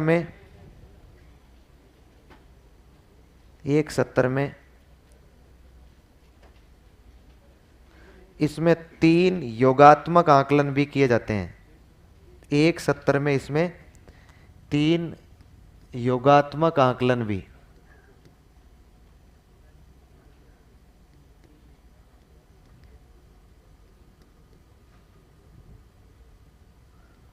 योगात्मक आकलन भी किए जाते हैं,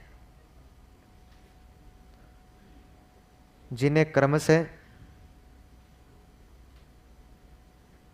योगात्मक आकलन भी किए जाते हैं जिन्हें क्रमशः RKSMB के फर्स्ट,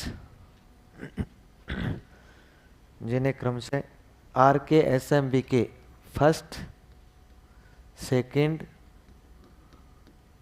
एवं थर्ड के नाम से जानते हैं।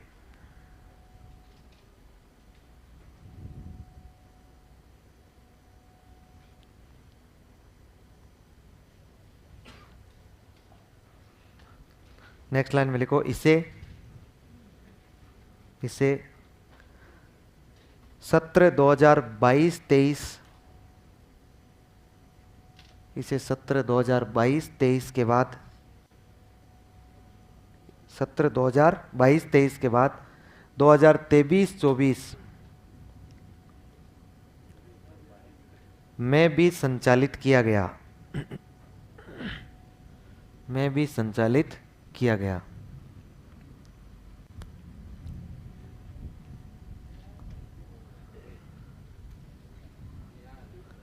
में भी संचालित किया गया। आगे 24-25 में संचालित किया जाएगा तो वीडियो के माध्यम से बता दिया जाएगा। लिखना नहीं है, मतलब मैं बता दूंगा, अभी नहीं किया गया है। अभी तो हम कैसे बता सकते हैं कि क्या शुरू करेंगे, करेंगे तो सही, इसको शुरू बंद नहीं करेंगे। अब समझिएगा आप लोग, है ना। RKSMBK का मतलब तो सीधा सीधा समझ गए ना। कार्यक्रम का हिंदी में नाम है राजस्थान के शिक्षा में बढ़ते कदम, और उसको शॉर्ट में हमने क्या नाम दे दिया है। पिछले 2 सालों में शिक्षा विभाग के पास जितनी एनर्जी थी ना, उसकी 50% एनर्जी उसने किस पर खर्च की है, इस RKSMBK पर कही है। इसका मतलब बहुत मेहनत की गई है, इसमें अच्छी मेहनत की गई है इस कार्यक्रम के लिए। ये जब कार्यक्रम लॉन्च किया गया था, वास्तव में ये कार्यक्रम क्यों लॉन्च किया गया, तो कोविड में जब लॉकडाउन हो गया था तो बच्चों को बहुत ज़्यादा लर्निंग लॉस हो गया था। लर्निंग लॉस का मतलब बच्चे 2-2 साल तक नहीं पढ़ पाए। जो बच्चा 6वीं क्लास में था वो 6वीं नहीं पढ़ पाया, 7वीं नहीं पढ़ पाया, सीधा वो बच्चा 8वीं क्लास में आ रहा है, तो उस बच्चे को 2 वर्ष का पीछे का लर्निंग लॉस हुआ कि नहीं हुआ। गहलोत साहब ने घोषणा की कि हम लोग जब कोविड के बाद में जैसे ही स्कूलें खुलेगी, लॉकडाउन के बाद, हम लोग एक ऐसा ब्रिज कोर्स लेकर आएंगे जिसके माध्यम से उन बच्चों को जो बीच में छूट गया था उसका भी अध्ययन करवाएंगे। देखो, ब्रिज का मतलब होता है पुलिया, क्या होता है, और पुलिया एक जगह को दूसरी जगह से जोड़ता है। जो बच्चा 5वीं का पढ़ चुका था, अब वो बच्चा 6वीं 7वीं में पढ़ नहीं पाया है, तो सीधा 7वीं में आ गया, तो बताओ बीच में डायरेक्ट तो आ नहीं सकता वो। इसलिए वहां पर बीच में कोई हम ऐसा कार्यक्रम चलाएंगे, 8वीं में रहते हुए बालक के लिए कोई ऐसा कार्यक्रम चलाएंगे जो बालक 6वीं और 7वीं का भी थोड़ा थोड़ा पढ़ ले। तो 5वीं की पढ़ाई किससे जुड़ जाएगी, 8वीं की पढ़ाई से जुड़ जाएगी। इसका मतलब ब्रिज कोर्स हो गया। अब ये ब्रिज कोर्स चलाएंगे, ब्रिज कोर्स के माध्यम से घोषणा कर दी। ये जब घोषणा की, इस घोषणा के बाद में जब सत्र शुरू हुआ तो फिर एक दिन 11 जुलाई तय किया गया कि 11 जुलाई 2022 को हम लोग क्या करेंगे, इस कार्यक्रम को लॉन्च करेंगे, शुरू करेंगे। लेकिन कार्यक्रम का नाम क्या होगा क्या नहीं होगा, कुछ भी नहीं बताया गया। भाई लॉन्च करने का मतलब योजना का नाम तो उसी दिन बताया जाता है जिस दिन वो लॉन्च होती है। इसके लॉन्चिंग कार्यक्रम में मुख्यमंत्री जी थे अपने, शिक्षा मंत्री जी बैठे हुए थे, शिक्षा सचिव साहब बैठे हुए थे, सब के सब थे। ऑनलाइन उद्घाटन होना था तो वो सब तो एक जगह बैठे हुए थे, जयपुर में जुड़े हुए थे। और बाकी जितने भी अधिकारी थे, शिक्षा अधिकारी, मतलब समस्त पीओ से एक एक आदमी, एक एक अधिकारी, एक एक पीओ, वो वीडियो कॉन्फ्रेंसिंग के माध्यम से उनसे जुड़े हुए थे। अब ये वीडियो कॉन्फ्रेंसिंग वाला क्या मामला है, प्रत्येक ब्लॉक स्तर पर एक एक वीडियो कॉन्फ्रेंसिंग रूम बनाया गया है, खंड स्तर पर सरकार का। वो किसी एक के लिए नहीं है, वो पंचायत समिति में बनाया गया है। कोई से भी विभाग की यदि वीडियो कॉन्फ्रेंसिंग के माध्यम से बैठक होती है, वीडियो कॉन्फ्रेंसिंग मतलब आप लोग वहां जो बैठक कर रहे हैं ना, जो गहलोत साहब वहां से कुछ बोल रहे हैं ना, वो आपको तक पहुंचाने के लिए तो हम लोग मोबाइल का प्रयोग भी कर सकते हैं, उसको यूट्यूब पर लाइव भी कर सकते हैं, लेकिन वापस उनको सुनाई कैसे दे, इसके लिए वहां पर माइक लगे होते हैं। यदि जयपुर में बैठे मीटिंग चल रही है, जोधपुर में आप लोग वीडियो कॉन्फ्रेंसिंग के माध्यम से जुड़े हुए, तो सामने तो आपको वो दिखाई देंगे स्क्रीन पर, आपके पास माइक लगा रहेगा, आप बोलोगे उन्हें सुनाई देगा, आप उन्हें दिखाई दोगे। बात समझ पा रहे हैं ना। हर ब्लॉक स्तर पर एक एक बनाई गई है। कोई सा भी विभाग की वीडियो कॉन्फ्रेंसिंग होती है वो पहले से अपने उसको बुक करवा लेता है और उसमें आके वीडियो कॉन्फ्रेंसिंग करके चला जाता है। प्रत्येक ब्लॉक में एक एक पीओ जुड़े हुए थे। तो मेरा भी अनुभव है कि मैं भी पीओ साहब के प्रतिनिधि के रूप में यहाँ पर RKSMB के कार्यक्रम के लिए जुड़ा था। पता नहीं कौन सा कार्यक्रम शुरू होने वाला है, लेकिन वो गहलोत साहब ने कहा था वो जो हमने घोषणा की थी ना, उसके लिए हम लोग एक कार्यक्रम लॉन्च कर रहे हैं। फिर उसको यूट्यूब पर लाइव प्रसारित किया गया। 12 बजे से कार्यक्रम शुरू होना था। प्रत्येक बच्चे को, पूरी स्कूलों को 11 बजे छुट्टी कर दी गई और सब बच्चों के व्हाट्सएप ग्रुप पर इस्माइल था ही अपने पास में, प्लेटफॉर्म बना हुआ ही था, उसके माध्यम से उस वीडियो का लिंक भेज दिया और कहा कि सबको जुड़ना है और देखना है, एक बहुत अच्छा कार्यक्रम है। तो सब शिक्षक जुड़े, सब जुड़े, फिर कार्यक्रम शुरू हुआ। अब जब कार्यक्रम शुरू हुआ तो शुरू में तो वो एंकर थी, वो मैडम थी, उसने कुछ बताया कि हम लोग इस प्रकार के कार्यक्रम की शुरुआत करने जा रहे हैं और ये कार्यक्रम का नाम क्या होगा, कार्यक्रम की थीम क्या रहेगी, कार्यक्रम कैसे चलेगा, इसके लिए मैं मंच सौंपती हूँ माननीय यशस्वी मुख्यमंत्री अशोक गहलोत साहब। गहलोत साहब आए, उन्होंने कहा धन्यवाद एंकर साहिबा, पहले धन्यवाद देना पड़ता है। उसके बाद फिर उन्होंने कहा कि कार्यक्रम की आज शुरुआत में हम लोग देख रहे हैं कि हमारे साथ शिक्षा मंत्री जी है, शिक्षा सचिव जी है और इसके अलावा RSCRT, क्योंकि कार्यक्रम तो वही चलाएगी, क्या पढ़ाना है, कैसे पढ़ाना है, उसकी जिम्मेदारी है। RSCRT के एडिशनल डायरेक्टर भी जुड़े हुए हैं और जुड़े हुए सभी तमाम POs और सभी ब्लॉक स्तर के अधिकारी और देख रहे सभी का स्वागत। फिर उन्होंने शुरू किया कि आज हम, जैसे कि हमने घोषणा की थी पहले, एक कार्यक्रम चलाएंगे हम लोग। उस कार्यक्रम के तहत आज हमने उसको धरातल पर ला रहे हैं और हम लोग उसके लिए कार्यक्रम चला रहे हैं राजस्थान के शिक्षा में, राजस्थान में शिक्षा के, राजस्थान के, राजस्थान में शिक्षा के शिक्षा सचिव जी, क्या क्या था वो, सचिव जी ने एक पेज दिया पास में, शिक्षा सचिव जी बैठे थे नवीन जैन साहब, उन्होंने कहा ये, हाँ राजस्थान के शिक्षा में बढ़ते कदम एक कार्यक्रम लॉन्च करने जा रहे हैं। आपको क्या लगा मुझसे गलती हुई है? हाँ, उनसे गलती हुई है। फिर कार्यक्रम लॉन्च कर दिया, पूरी बातें की, फिर कहा कि इस कार्यक्रम की विस्तृत जानकारी कौन देंगे? एडिशनल डायरेक्टर जो RSCRT से जुड़े हुए हैं। अब वो जो एडिशनल डायरेक्टर साहब था, अरे कौन सा घी से भरा हुआ गिरा है, तो ऐसे कर रहे हैं ओ हैं? ये बर्तन बाजना बुरे संकेत होते हैं।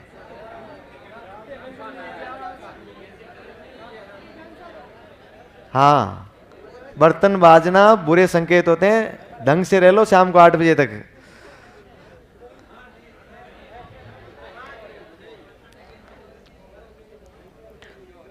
यह देख लिया ना आपने। अब मुझे बताओ, इस कार्यक्रम को हम लोग चलाएंगे तो बताओ एक उद्देश्य पूरा होगा ना, लर्निंग लॉस को रिकवर करने के लिए। फिर इसको डिजिटली माध्यम से चलाएंगे तो शिक्षकों के लिए हम कार्यभार कम कर रहे हैं, ऑनलाइन। इसकी कॉपी वॉपी जो चेक की जाएगी ना वो सारी ऑनलाइन ही की जाएगी। बालक जो होमवर्क शीट भरेगा, कॉपी भरेगा ना, उसको आपको फोटो खींच के अपलोड करनी है RKSMB के ऐप पर, वो अपने आप जंच के उसका रिजल्ट आ जाएगा सामने। इसका मतलब शिक्षक का काम कम हुआ कि नहीं हुआ? कार्यभार कम हो जाएगा तो वो अत्यधिक समय किस में लगाएगा? पढ़ाई में लगाएगा। फिर ये जो कार्यक्रम है ये इसलिए एक नहीं है क्योंकि बालकों को पिछले 2 वर्ष में लर्निंग लॉस हुआ तो बालक कुछ भी नहीं सीख पा रहे हैं। 6वीं और 8वीं में पढ़ने वाले बालक को 6वीं और 7वीं की यदि आप चीजें पढ़ाओगे उस बालक को, तो निश्चित रूप से वो बालक की समस्याओं का समाधान होगा कि नहीं होगा? इसका मतलब उपचारात्मक कार्यक्रम होगा कि नहीं होगा? ये एक रेमेडिएशन कार्यक्रम है। रेमेडिएशन इंग्लिश में बोलते हैं उपचारात्मक को। फिर ब्रिज कोर्स आधारित हो गया कि नहीं हो गया? इसका 5 सितंबर 2022 को एप्लीकेशन लॉन्च कर दिया गया RKSMB के ऐप। शिक्षक को मोबाइल में रखना होता था। जैसे ही आप उस RKSMB के ऐप में आप अपना लॉगिन करोगे, लॉगिन करते ही आपको आपका स्वागत करेगा और कहेगा बधाई हो, आपको 20 सोने के सिक्के प्राप्त हुए हैं। 20 लेकिन वो आभासी होंगे, समझ रहे हैं ना, उनको निकाला नहीं जा सकता है। फिर उसके बाद आपको कहा जाएगा कि आप निम्न में से कौन सी कक्षा में पढ़ा रहे हैं, कौन सा विषय पढ़ा रहे हैं, ये सब आप भरोगे ना। भरने के बाद आपको वो बिल्कुल दिशा निर्देश देगा वो AP। अब आप अपनी कक्षा का BLA कीजिए। BLA मतलब बेसलाइन असेसमेंट, याद है आपको कुछ? इसमें आपको बेसलाइन असेसमेंट करना है। बेसलाइन असेसमेंट आपको सरकार द्वारा वो दिया गया है, पेपर दिया गया है, उससे आप BLA करोगे। तो बेसलाइन असेसमेंट करके आप अपनी क्लास को कितने समूहों में बांटिए? 2 समूहों में। जिन बालकों के 60% से अधिक नंबर आए हैं वो A में, और जिनके 60 से कम आए हैं वो, याद करो हमने CCE में भी BLA किया था, उसमें हमने कक्षा स्तर की दक्षता वालों को A में रखा था और न्यून दक्षता वालों को यहां पर हमने किसके आधार पर रखा है? परसेंटेज के आधार पर। फिर इसके बाद में उस A, जैसे ही आप लोग BLA करके उसमें डालोगे ना कि हमारी कक्षा में इतने बालक थे, इतने बालक A समूह में, इतने बालक B समूह में, फिर उन बालकों की अलग, अब की बार उनको ग्रुप अलग बना लेना है, अब की बार उनका ग्रुप अलग बनाना है। फिर उनकी फोटो खींचोगे, फोटो उसमें अपलोड करोगे, अपलोड होते ही आप कहेगा धन्यवाद, बधाई हो, आपको 20 सिक्के और प्राप्त हो गए हैं। इस तरह से जो भी काम करोगे ना उसमें सिक्के प्राप्त होते जाएंगे। हर महीने के लास्ट में जो मीटिंग होती है उसमें मॉनिटरिंग में ये कहा जाता है कि किस शिक्षक के कितने सिक्के प्राप्त हुए हैं। जिसको कम प्राप्त हुए हैं इसका मतलब उसने काम कम किया है, और ज्यादा प्राप्त हुए मतलब काम ज्यादा किया है। नोटिस आता था राजस्थान स्कूल शिक्षा परिषद से, वहां से नोटिस निकलता था कि जिस शिक्षक को इस महीने में 500 से कम सिक्के प्राप्त हुए हैं उन्हें कारण बताओ नोटिस जारी किया जाए।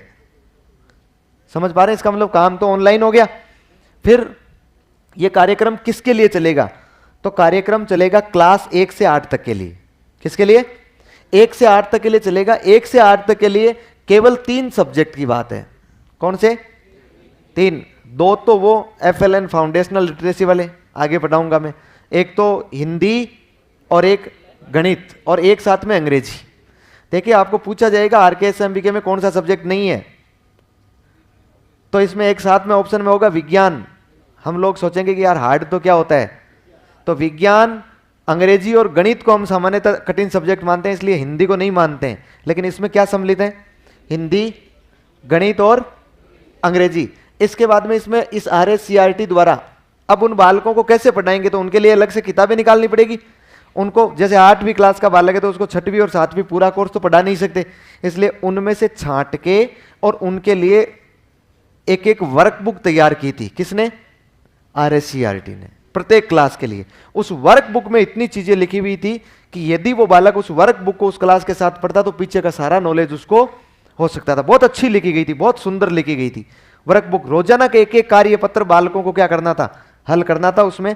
और वो जो कार्यपत्र हल करेंगे उसके लिए उनको अलग टाइम दिया गया। जैसे जुलाई से सितंबर तक 3 महीने में तो वो बालक लगातार 4 क्लास उन वर्कबुक को देंगे, और 8 में से रोजाना की, और शेष 70 रह गया जिसमें 2 क्लास किसको देंगे, वो लोग 2 क्लास इन वर्कबुक को देंगे पूरे 70 में, और बाकी देंगे अपनी पढ़ाई को।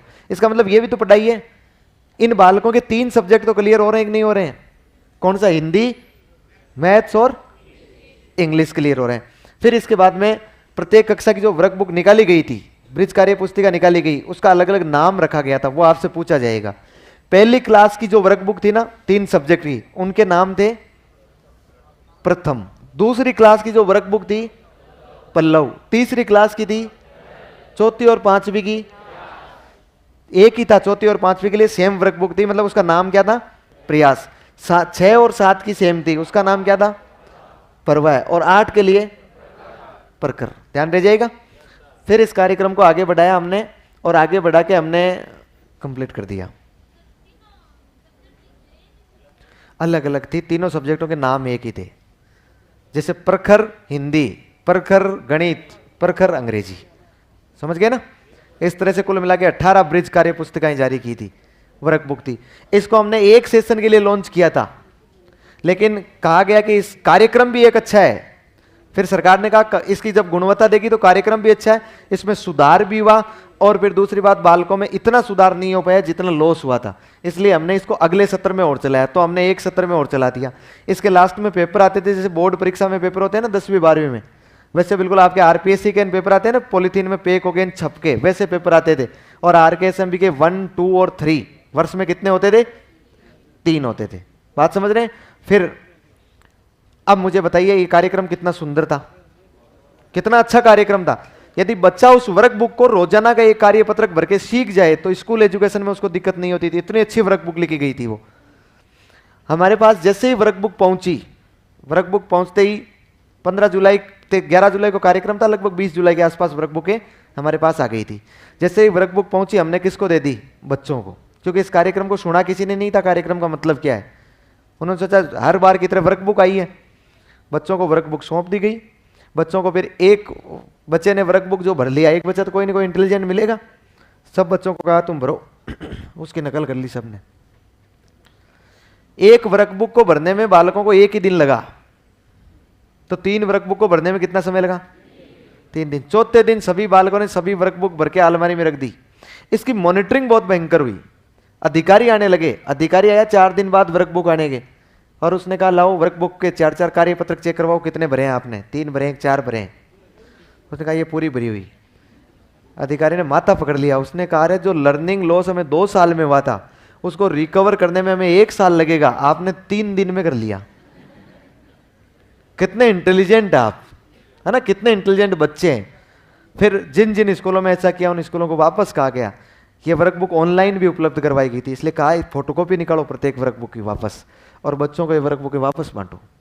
तो फिर उनको दोबारा दी गई, और फिर रोजाना का एक एक कार्यपत्रक इसमें भरा जाता था। कितने साल के लिए चला ये, 1 साल चलाया, फिर दूसरे साल भी चल गया। अब आगे यदि चलेगा तो मैं आपको बता दूंगा, लेकिन अभी तक यह नवाचार था।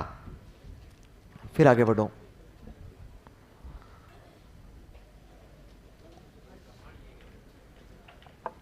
और कौन सा नवाचार है,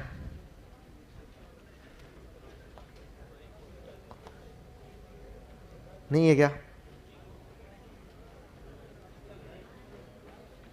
कुछ तो लिखो ना यार। लिखो एक नवाचार, डायल फ्यूचर।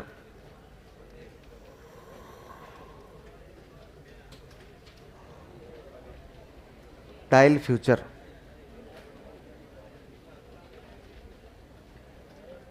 कब चला था ये?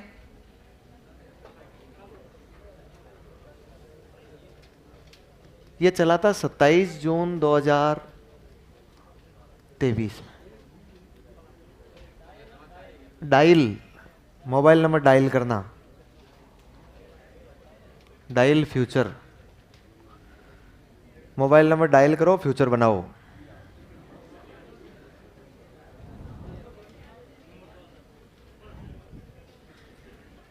कह रहे नंबर 2, नंबर बेटा प्राप्त करने पड़ते हैं, लेने पड़ते हैं, दिए नहीं जाते हैं। डायल फ्यूचर 27 जून 2023। कौन सी सरकार का है? लिख लो, राज्य सरकार का नवाचार। राज्य सरकार का नवाचार। कौन सी कक्षा के लिए है?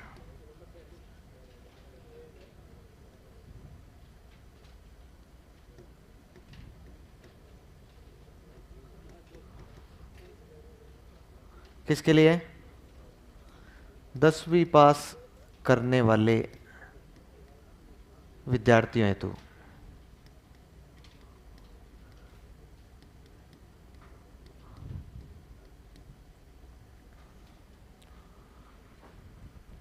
इसकी तारीख वारीख याद नहीं रखनी है ना। ये तो जब सेशन चला था ना तब चलाया गया था इसको। ये अब की बार वाला सेशन चला ना जो पिछला गया है, तो 27 जून से वापस स्कूलें खोली थी, तो उस समय इसको चलाया गया। क्यों चलाया गया? देखो, बच्चा जब 10वीं पास करता है ना तो उसके सामने बहुत बड़ा संकट होता है कि मैं कौन सा स्ट्रीम चेंज करूं, चूज करूं। फिर जब उसने स्ट्रीम भी ले लिया, मान लीजिए आर्ट्स ले लिया या साइंस ले लिया, तो उसके बाद में उसके दिक्कत आ जाती है कि उसमें मैं विषय कौन से लूँ, सब्जेक्ट कौन से लूँ। और बच्चों को गाँव में कोई बताने वाला होता नहीं है, और बिना गाइड के अभाव में वो बालक गलत विषय चूज कर लेता है, फिर आगे जाकर पूरे जीवन भर पछताता है कि इससे अच्छा तो ये ले लेता तो ठीक रहता।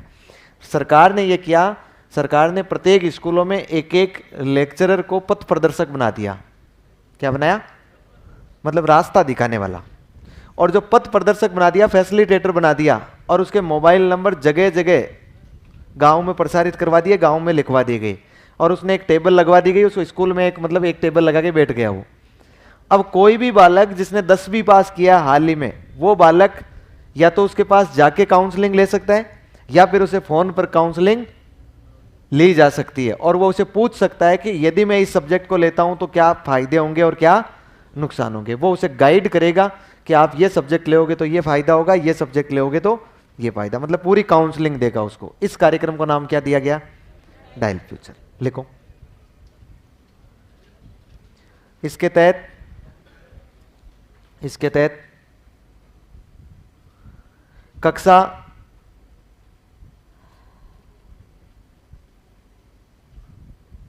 10वीं उत्तीर्ण बालकों को, इसके तहत कक्षा 10वीं उत्तीर्ण बालकों को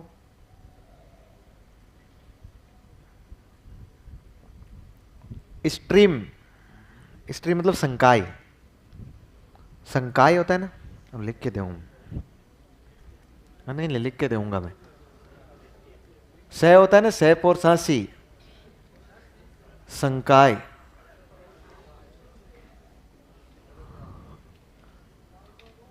संकाय एवं विषय चयन उत्तीर्ण बालकों को संकाय एवं विषय चयन के लिए परामर्श देना, के लिए परामर्श दिया जाता था। परामर्श दिया जाता है ही, लिख लो नहीं यार, और चलेगा ये आगे। परामर्श दिया जाता है।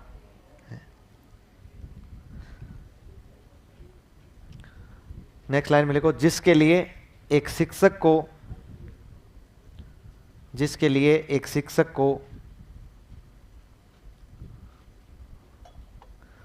पथ प्रदर्शक नियुक्त किया गया।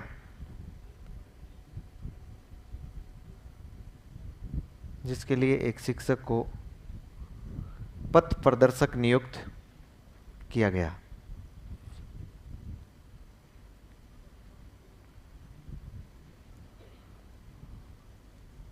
जिसके लिए एक शिक्षक को पथ प्रदर्शक नियुक्त किया गया।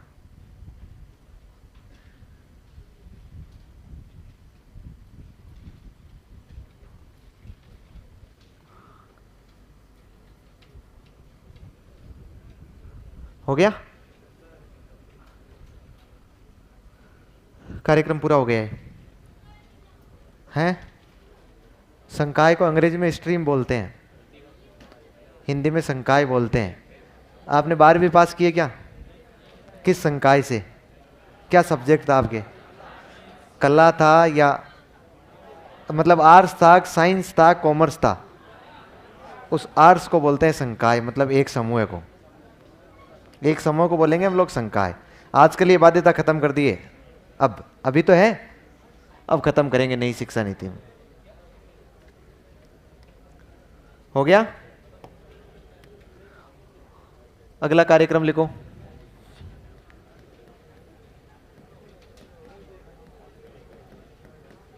Mission start. क्या हुआ? नेक्स्ट नवाचार है ये, मिशन स्टार्ट।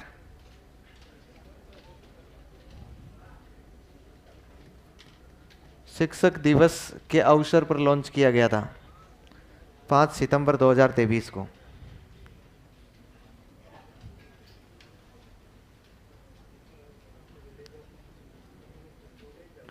शिक्षक दिवस के अवसर पर लॉन्च किया गया था 5 सितंबर 2023 को।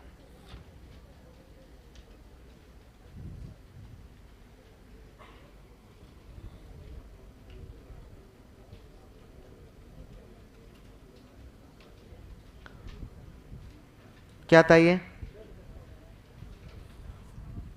नवाचार था। कोई बता सकता है कि मुझे मिशन स्टार्ट के बारे में एक लाइन? मतलब राज्य सरकार ने एक नवाचार किया, जिन जिन शिक्षकों के पास गाड़ियां और मोटरसाइकिल थी वो स्टार्ट नहीं हो रही थी, उनके लिए एक धक्का देने वाला लगाया गया।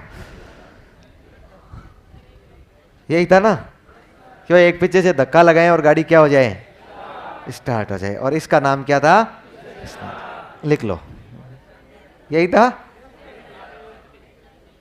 ये हो सकता है क्या? अनुमान लगाओ, ऑप्शन दूं? ऑप्शन दूं तो फिर अभी ऑप्शन भी मैं उल्टे सीधे दूंगा, फिर गलत करोगे, रहने दो, मैं बता ही देता हूं।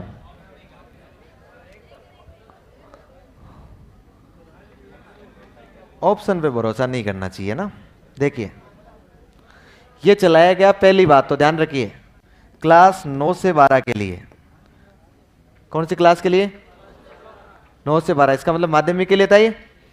फिर दूसरी बात क्या किया गया, बहुत सारे ऐसे स्कूल जो स्कूल या तो विद्यालय विहीन चल रहे हैं। विद्यालय विहीन का मेरा मतलब ये नहीं कि एक भी शिक्षक विहीन चल रहे हैं।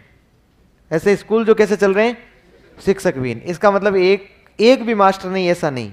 लेकिन स्कूल में यदि शिक्षकों की 10 पोस्ट है और मान लीजिए 5 उसमें खाली चल रही है, 4 खाली चल रही है, 6 खाली चल रही है, एक भी खाली चल रही है, या फिर शिक्षक है तो सही लेकिन किसी न किसी डेपुटेशन में, किसी न किसी कार्यक्रम में, किसी न किसी कोचिंग में है, तो फिर उस शिक्षक के स्थान पर बालकों की पढ़ाई का तो नुकसान होगा।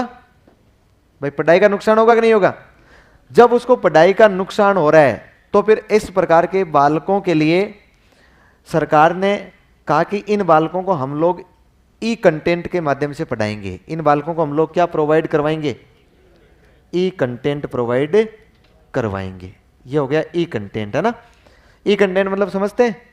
ऑनलाइन पढ़ाएंगे, जैसे आपको पढ़ाया जा रहा है। बोले ऑनलाइन कैसे पढ़ाएंगे? तो ऑनलाइन पढ़ाने के लिए आपको पहले ई कंटेंट के उपकरणों की जरूरत पड़ेगी, इसलिए प्रत्येक स्कूल को एक एक इस प्रकार का पैनल दिया गया। ये जो पैनल है ना, सब स्कूलों में लगा हुआ है, प्रत्येक स्कूल में आपको मिलेगा वहां जाके पैनल दिया गया। इसके अलावा इंटरनेट कनेक्शन दिया गया। कंप्यूटर लैब उनके पास पहले से ही थे। ये जो इंटरनेट कनेक्शन दे दिया गया, फिर इसमें बालकों को जो 9 से 12 के होते थे, उन बालकों की जितनी क्लासें खाली आती थी उतनी क्लासों में इस पर सर्च करते थे ई कक्षा यूट्यूब कार्यक्रम, ई कक्षा यूट्यूब चैनल। याद है आपको? उस ई कक्षा यूट्यूब चैनल पर आपको बताओ तो सारे वीडियो अपलोड किए गए हैं क्लास 1 से लेकर 12 तक, हिंदी अंग्रेजी माध्यम और CWSN के लिए। तो वो जो वहां से ई कंटेंट से, ई कक्षा से हम लोग क्या करते हैं, वीडियो उठाते हैं और बालकों को वो यूट्यूब चैनल वाला वीडियो क्लिक कर देते हैं यहाँ पर, और बालक इसमें बैठे बैठे क्लासरूम में आराम से पढ़ लेते हैं। इसका मतलब बालकों की पढ़ाई बाधित नहीं हो रही है ना। फिर इस कार्यक्रम पर नवीन जैन साहब ने बहुत बल दिया और पिछले दिनों उन्होंने कहा कि एक कम से कम 9 से 12 तक की एक क्लास रोज, दिन में कम से कम 4 क्लास तो क्या पढ़ेगी, ऑनलाइन पढ़ेगी। पहले हर शुक्रवार को अगले वीक का कार्यक्रम तय होता था, ऑनलाइन टाइम टेबल बनाना पड़ता था स्कूल को कि कौन से समय कौन सा क्लास किस सब्जेक्ट का और क्या टॉपिक पढ़ाए जाएंगे बालकों को। वो साला धर्म पर होता था ऑनलाइन, और फिर वो अगले सप्ताह में, पूरे सप्ताह में उसका क्या किया जाता था, क्रियान्वयन किया जाता था। इस तरह से ये जो कार्यक्रम चला है, ये कार्यक्रम का नाम क्या था, मिशन स्टार्ट। आज भी चल रहा है ना। फिर इस मिशन स्टार्ट को बोर्ड के टाइम के और आगे बढ़ाया था, बोर्ड के समय में और आगे बढ़ा दिया था। ये न केवल वहीं पर था, बल्कि जब बोर्ड के एग्जाम नजदीक आ रहे थे उस समय 10वीं और 12वीं की क्लासों के लिए उस ई कक्षा पर लाइव क्लासें चलाई गई थी, शाम को 4 बजे से लेकर रात को 9 बजे तक। शाम को 5 बजे से लेकर 9 बजे तक। जो बच्चा स्कूल के बाद में घर जाएगा तो वो बच्चा अपने मोबाइल में भी यदि चाहे तो उस ई कक्षा पर लाइव क्लास अटेंड कर सकता है उस चैनल पर। तो ये जो कार्यक्रम था ना, ये कार्यक्रम का क्या नाम है, मिशन स्टार्ट। ध्यान रहेगा, लिखो। गाड़ी स्टार्ट नहीं करनी है, मिशन स्टार्ट लिखो, कक्षा 9 से 12। हाँ तो जरूरत ही कहाँ है टीचर की भाई, इसमें टीचर की जरूरत कहाँ है, ये कंटेंट में टीचर की जरूरत ही नहीं पड़ी आपको। और न केवल इसमें पड़ी, बल्कि आप जो बालकों को सीसी कार्यक्रम कराते हो, उसे SIQ से पढ़ाते हो, उसमें भी वो बालक जो स्वतंत्र रूप से सीख सकते हैं, उसमें भी जरूरत नहीं है आपके बालकों, कोई आवश्यकता नहीं है। तो कम हो रहा है दायरा, कम हो ही तो रहा है। ये इस प्रकार के कार्यक्रम है ना, वो बेरोजगारी को लेकर थोड़े से गलत साबित हो रहे हैं भाई। इसमें जरूरत ही नहीं है आपको शिक्षकों की, एक नहीं एक शिक्षक हो आराम से वो चलाता रहेगा। कंप्यूटर ऑपरेटर लगाया गया है उसमें, कंप्यूटर इंस्ट्रक्टर, वो इसको चलाता रहेगा बालकों को। लेकिन उसमें दिक्कत ये है कि एक समय में केवल एक ही क्लास पढ़ सकती है, क्योंकि बोर्ड कहता है एक ही है स्कूल में, पैनल एक ही है। लेकिन जो समझदार लोग थे, अब चाहे उन्हें कुछ भी कहिए आप, समझदार लोग थे, वो 26 जनवरी 15 अगस्त को माइक लेके खड़े होते हैं ना, गांव वाले सब आए हुए होते हैं, तो उन गांव वालों को ठीक ढंग से भामाशाहों को प्रेरित करना पड़ता है। उनको कहते हैं कि देखिए ये वर्तमान का जमाना है ना, वर्तमान का जमाना कंप्यूटर का जमाना है, वर्तमान का जमाना ऑनलाइन का जमाना है। इसलिए वर्तमान जमाने में आप केवल ऑफलाइन पढ़ा के बच्चों को सक्सेस नहीं कर सकते हैं, ऑनलाइन पढ़ाना पड़ेगा। उसके लिए सरकार बहुत कार्यरत है, लेकिन सरकार कितना कर सकती है। सरकार ने एक एक पैनल दे दिया, एक 75 इंची का टीवी आता है जिसके 1.25 लाख या 1.5 लाख रुपए लगते हैं, और एक क्लास आराम से पूरे दिन भर में पढ़ सकती है उसमें। लेकिन क्लास एक ही पढ़ सकती है। यदि आप में से बच्चे अपने ही हैं, यदि आप में से कुछ मिला के और हम लोग एक बोर्ड की व्यवस्था और कर लें तो बच्चों के लिए फायदा हो जाएगा। तो फिर वो कुछ ना कुछ, किसी न किसी का, राम जी जागता था अंदर से, सब एक जागते थे, वो कहते थे चलिए एक बोर्ड में दे दूंगा। इस तरह से फिर देखो, पहले प्रयास बड़े ही किए जाते हैं, पहले बड़े स्तर पर प्रयास किए गए। जब आपको लगा कि यार पैनल तो नहीं आएगा, एक पैनल ही आया है, फिर कहते हैं कि आजकल ऐसी सुविधाएं भी है, आजकल ऐसी सुविधाएं, जरूरी नहीं है ये पैनल ही आए। यदि हम लोग 55 इंची की एक LED भी ले आए, उसमें भी उस क्लास को क्या किया जा रहा है, प्रसारित किया जा सकता है। तो 2 पैनल हो गए अपने पास में, 2 मंगा वाले LED, और फिर 55 इंच का LED भी कम नहीं होता है। फिर उसमें बच्चों को ई कक्षा कार्यक्रम चलाओ और 9वीं से 12वीं को सबको पढ़ाओ। शिक्षकों की कोई आवश्यकता नहीं। बस थोड़ा सा अंतर बताऊं, अंतर यह है कि हालांकि गुणवत्ता है, ऐसी बात नहीं कर रहा हूं मैं, कंटेंट में गुणवत्ता नहीं है, लेकिन एक तो ऑफलाइन और ऑनलाइन पढ़ने में बहुत अंतर होता है, काफी अंतर होता है। फिर दूसरी बात, ऑनलाइन में जो कंटेंट ई कक्षा चैनल पर डाला गया है, वो शिक्षकों ने अच्छी गुणवत्ता रखी है, उस पढ़ाने में अच्छी टीचिंग शैली रखी है। लेकिन उनमें वो इंटरेक्शन नहीं हो पा रहा है, इसलिए बालकों के साथ वो हल्का सा इंटरेक्शन नहीं होगा। यदि वो बिल्कुल यांत्रिक मोड में पढ़ाएंगे, क्योंकि वो तो सबके सामने जा रहा है, तो शिक्षक तो कोई मजाक नहीं कर सकता है, हंस नहीं सकता है, चाल नहीं सकता है, बोल नहीं सकता है। वो केवल किस मोड में पढ़ाएगा? यांत्रिक मोड में, मशीनीकरण में पढ़ाता है ना। जैसे आप लोगों ने यदि किसी की स्टूडियो रिकॉर्डिंग, आजकल तो हालांकि शिक्षक फिर भी नवाचारी हो गए, लेकिन स्टूडियो रिकॉर्डिंग यदि आप किसी की पढ़ते हैं तो फिर साइड सी बात है कि वो केवल कैमरे को पढ़ा रहा होता है, इसलिए वो फीलिंग नहीं आ पा रही होती है। इसलिए वो केवल और केवल यांत्रिक रूप से, यांत्रिक मोड में, जैसे एक रेडियो और लगा दिया गया और बोले बोलता जा, वो पढ़ाता जाएगा। तो ये थोड़ा सा अंतर आ गया। बाकी ई कक्षा कार्यक्रम वाला भी ठीक है, मामला कम नहीं है। लिखो, मिशन स्टार्ट 5 सितंबर 2023।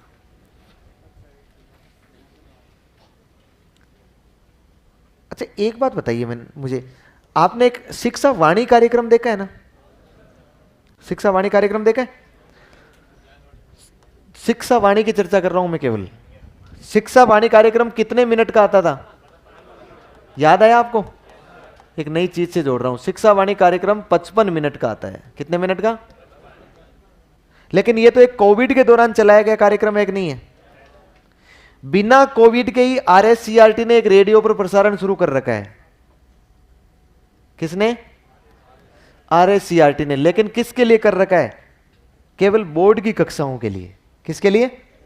बोर्ड की कक्षाओं के लिए। इसका नाम कुछ भी नहीं है, रेडियो पर प्रसारण देता है वो, क्लास 10 और क्लास 12 के लिए। कब से शुरू करता है? जुलाई से शुरू करता है, और बोर्ड की परीक्षाएं होती है उससे पहले तक चलता है। ऑल इंडिया रेडियो से उसने स्लॉट खरीद रखा है आरएससीआरटी ने 20 मिनट का। कितने का? 20 मिनट का। रोजाना दिन में 12:35 से लेकर 12:55 तक ये कार्यक्रम प्रसारित होता है, जो 2022-23 सेशन में भी हुआ, 23-24 सेशन में भी हुआ। इस कार्यक्रम का उद्देश्य होता है उन बालकों को केवल शिक्षा ही नहीं देना, बल्कि उन बालकों को प्रोत्साहित करना, उन बालकों को मोटिवेट करना कि उन्हें शिक्षा में बोर्ड की परीक्षा में किसी प्रकार का भय उत्पन्न नहीं हो, उससे वो डरे नहीं, अच्छी तरीके से वो समय प्रबंधन करे और अच्छी तरीके से परीक्षा दे। तो ज्ञान भी दिया जाता है और साथ में क्या किया जाता है? उन्हें मोटिवेट भी किया जाता है। देखिए, शिक्षा वाणी का नाम आए ना तो ध्यान रखना है 55 मिनट। यदि सीधा कार्यक्रम नाम दे दिया, यदि उसने लिखा कि बालकों के लिए रेडियो पर प्रसारण पिछले दिनों शिक्षा विभाग द्वारा कितने समय का किया गया, तो इसका मतलब है वो शिक्षा वाणी नहीं है, कोविड वाली नहीं है। वो क्या है फिर? 20 मिनट वाला ये आरएससीआरटी द्वारा जो कार्यक्रम दिया जाता था ना, इस कार्यक्रम की बात है। समझ जाएंगे? तो इन दोनों को थोड़ा थोड़ा नोट करो आप। पहले तो आप लोग क्या लिख रहे हैं? Mission start. मिशन स्टार्ट को स्टार्ट कीजिए। कर दिया? 5 सितंबर 2023 को। फिर नेक्स्ट लाइन मिल गई, कक्षा 9 से 12। फिर लिखो उद्देश्य। उद्देश्य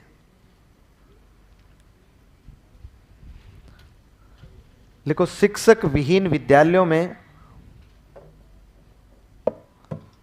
शिक्षक विहीन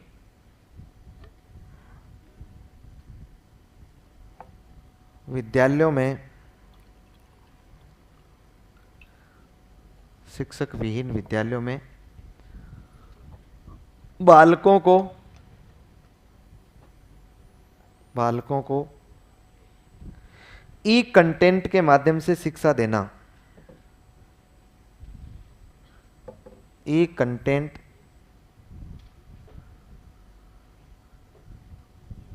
के माध्यम से शिक्षा देना।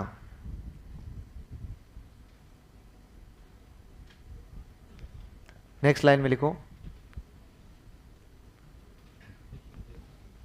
उद्देश्य हो गया ना।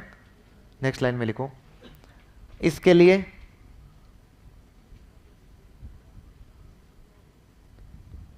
विद्यालयों को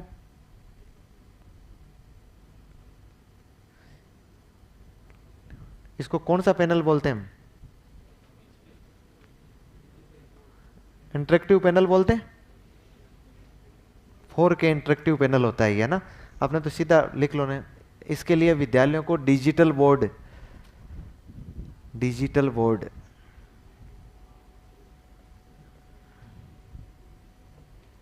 उपलब्ध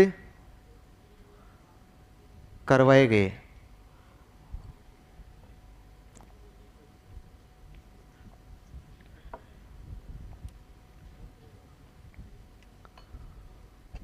नेक्स्ट लाइन में लिखो,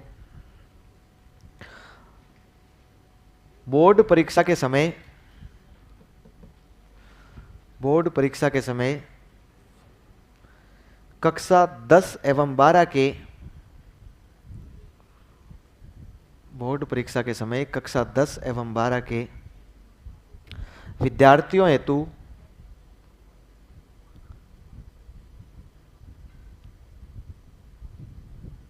कक्षा 10 एवं 12 के विद्यार्थियों हेतु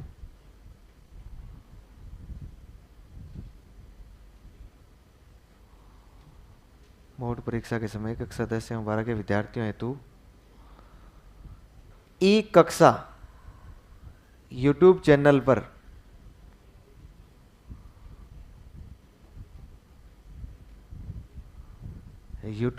पर लाइव कक्षाएं प्रसारित की गई, लाइव कक्षाएं प्रसारित की गई।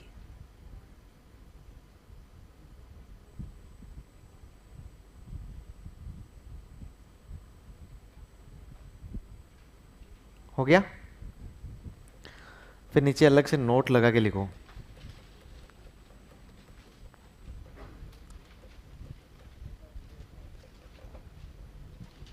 नोट लगा के लिखो, शिक्षा विभाग द्वारा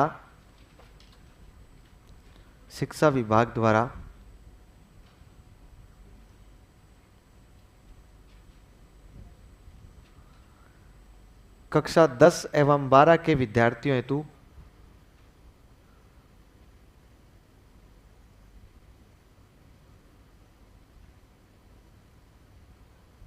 कक्षा 10 एवं 12 के विद्यार्थियों हेतु विषय वस्तु के साथ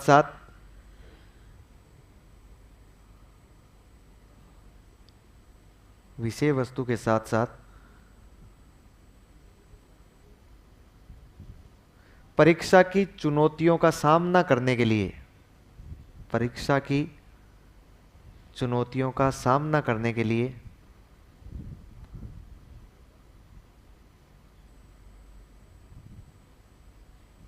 सामना करने के लिए 20 मिनट का 20 मिनट का कोष्टक में लिखो 12:35 से 12:55 तक।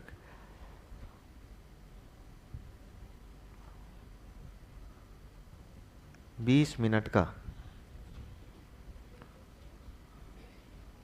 वापस नहीं बोल पाऊंगा मैं, 20 मिनट का एक रेडियो पर कार्यक्रम प्रसारित किया जाता है।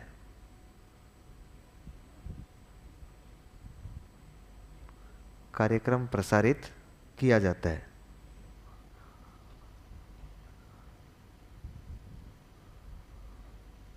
तारतम्यता बन गई क्या लाइन में?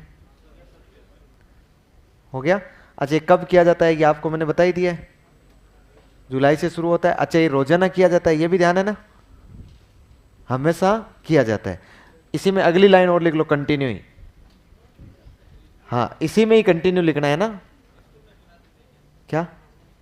नहीं नहीं, स्कूल में सुनाने वाला सुन ले बोले। हाँ, तो वास्तव में ये इसलिए कि स्कूल में बैठ के बालकों को सुनाएं, स्कूल में बैठ के बालकों को सुनाएं, स्कूल के लिए ही है। लेकिन बोर्ड परीक्षाओं से पहले आपको पता है उनको छुट्टी हो जाती है प्री तैयारी की, लगभग महीने भर की। उस टाइम अच्छे कार्यक्रम इसमें प्रसारित किए जाते हैं ताकि वो चुनौतियों का सामना कर सके। हाँ, स्कूल में बैठ के सुने भले, सुनाते हैं स्कूल में, लेकिन अब किसी को पता ही नहीं हो तो वो एक अलग बात होती है स्कूल वालों को कि भाई ऐसा कार्यक्रम चल रहा है क्या। लिख लो, यह नहीं, कंटिन्यू लिखना है और यह को काटना है और ये लिखना है इसका। मान लो अब एक बार और कटवा दूं इस इसका को, तो क्या हालत हो आपकी है ना। देखो, इसका शिक्षा वाणी से कोई संबंध नहीं है, इसका शिक्षा वाणी से कोई संबंध नहीं है।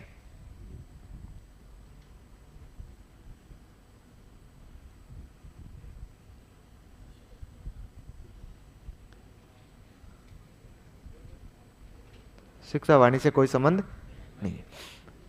अगला नवाचार लिखो।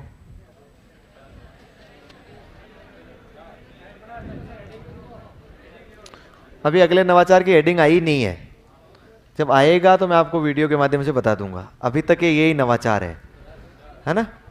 नवाचार कंप्लीट हो गए हैं क्या? हाँ, तो इसके अंदर चुनाव हुई है, हमसे नवाचार नहीं आए हैं। रोकना, रुकना 2 मिनट के लिए। हाँ,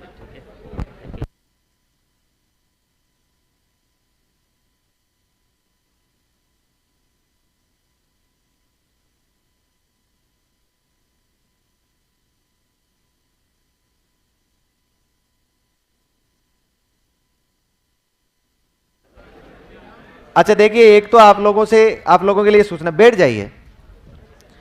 यदि कितना ही जल्दी भाग लेंगे तो भी वो रोटी बनाने में उतना ही टाइम लगेगा। एक तो आपके लिए सूचना ये है कि आप लोग फैकल्टी का फीडबैक भर दीजिएगा, आपके ऐप पर है ना, शायद बताया गया होगा आपको।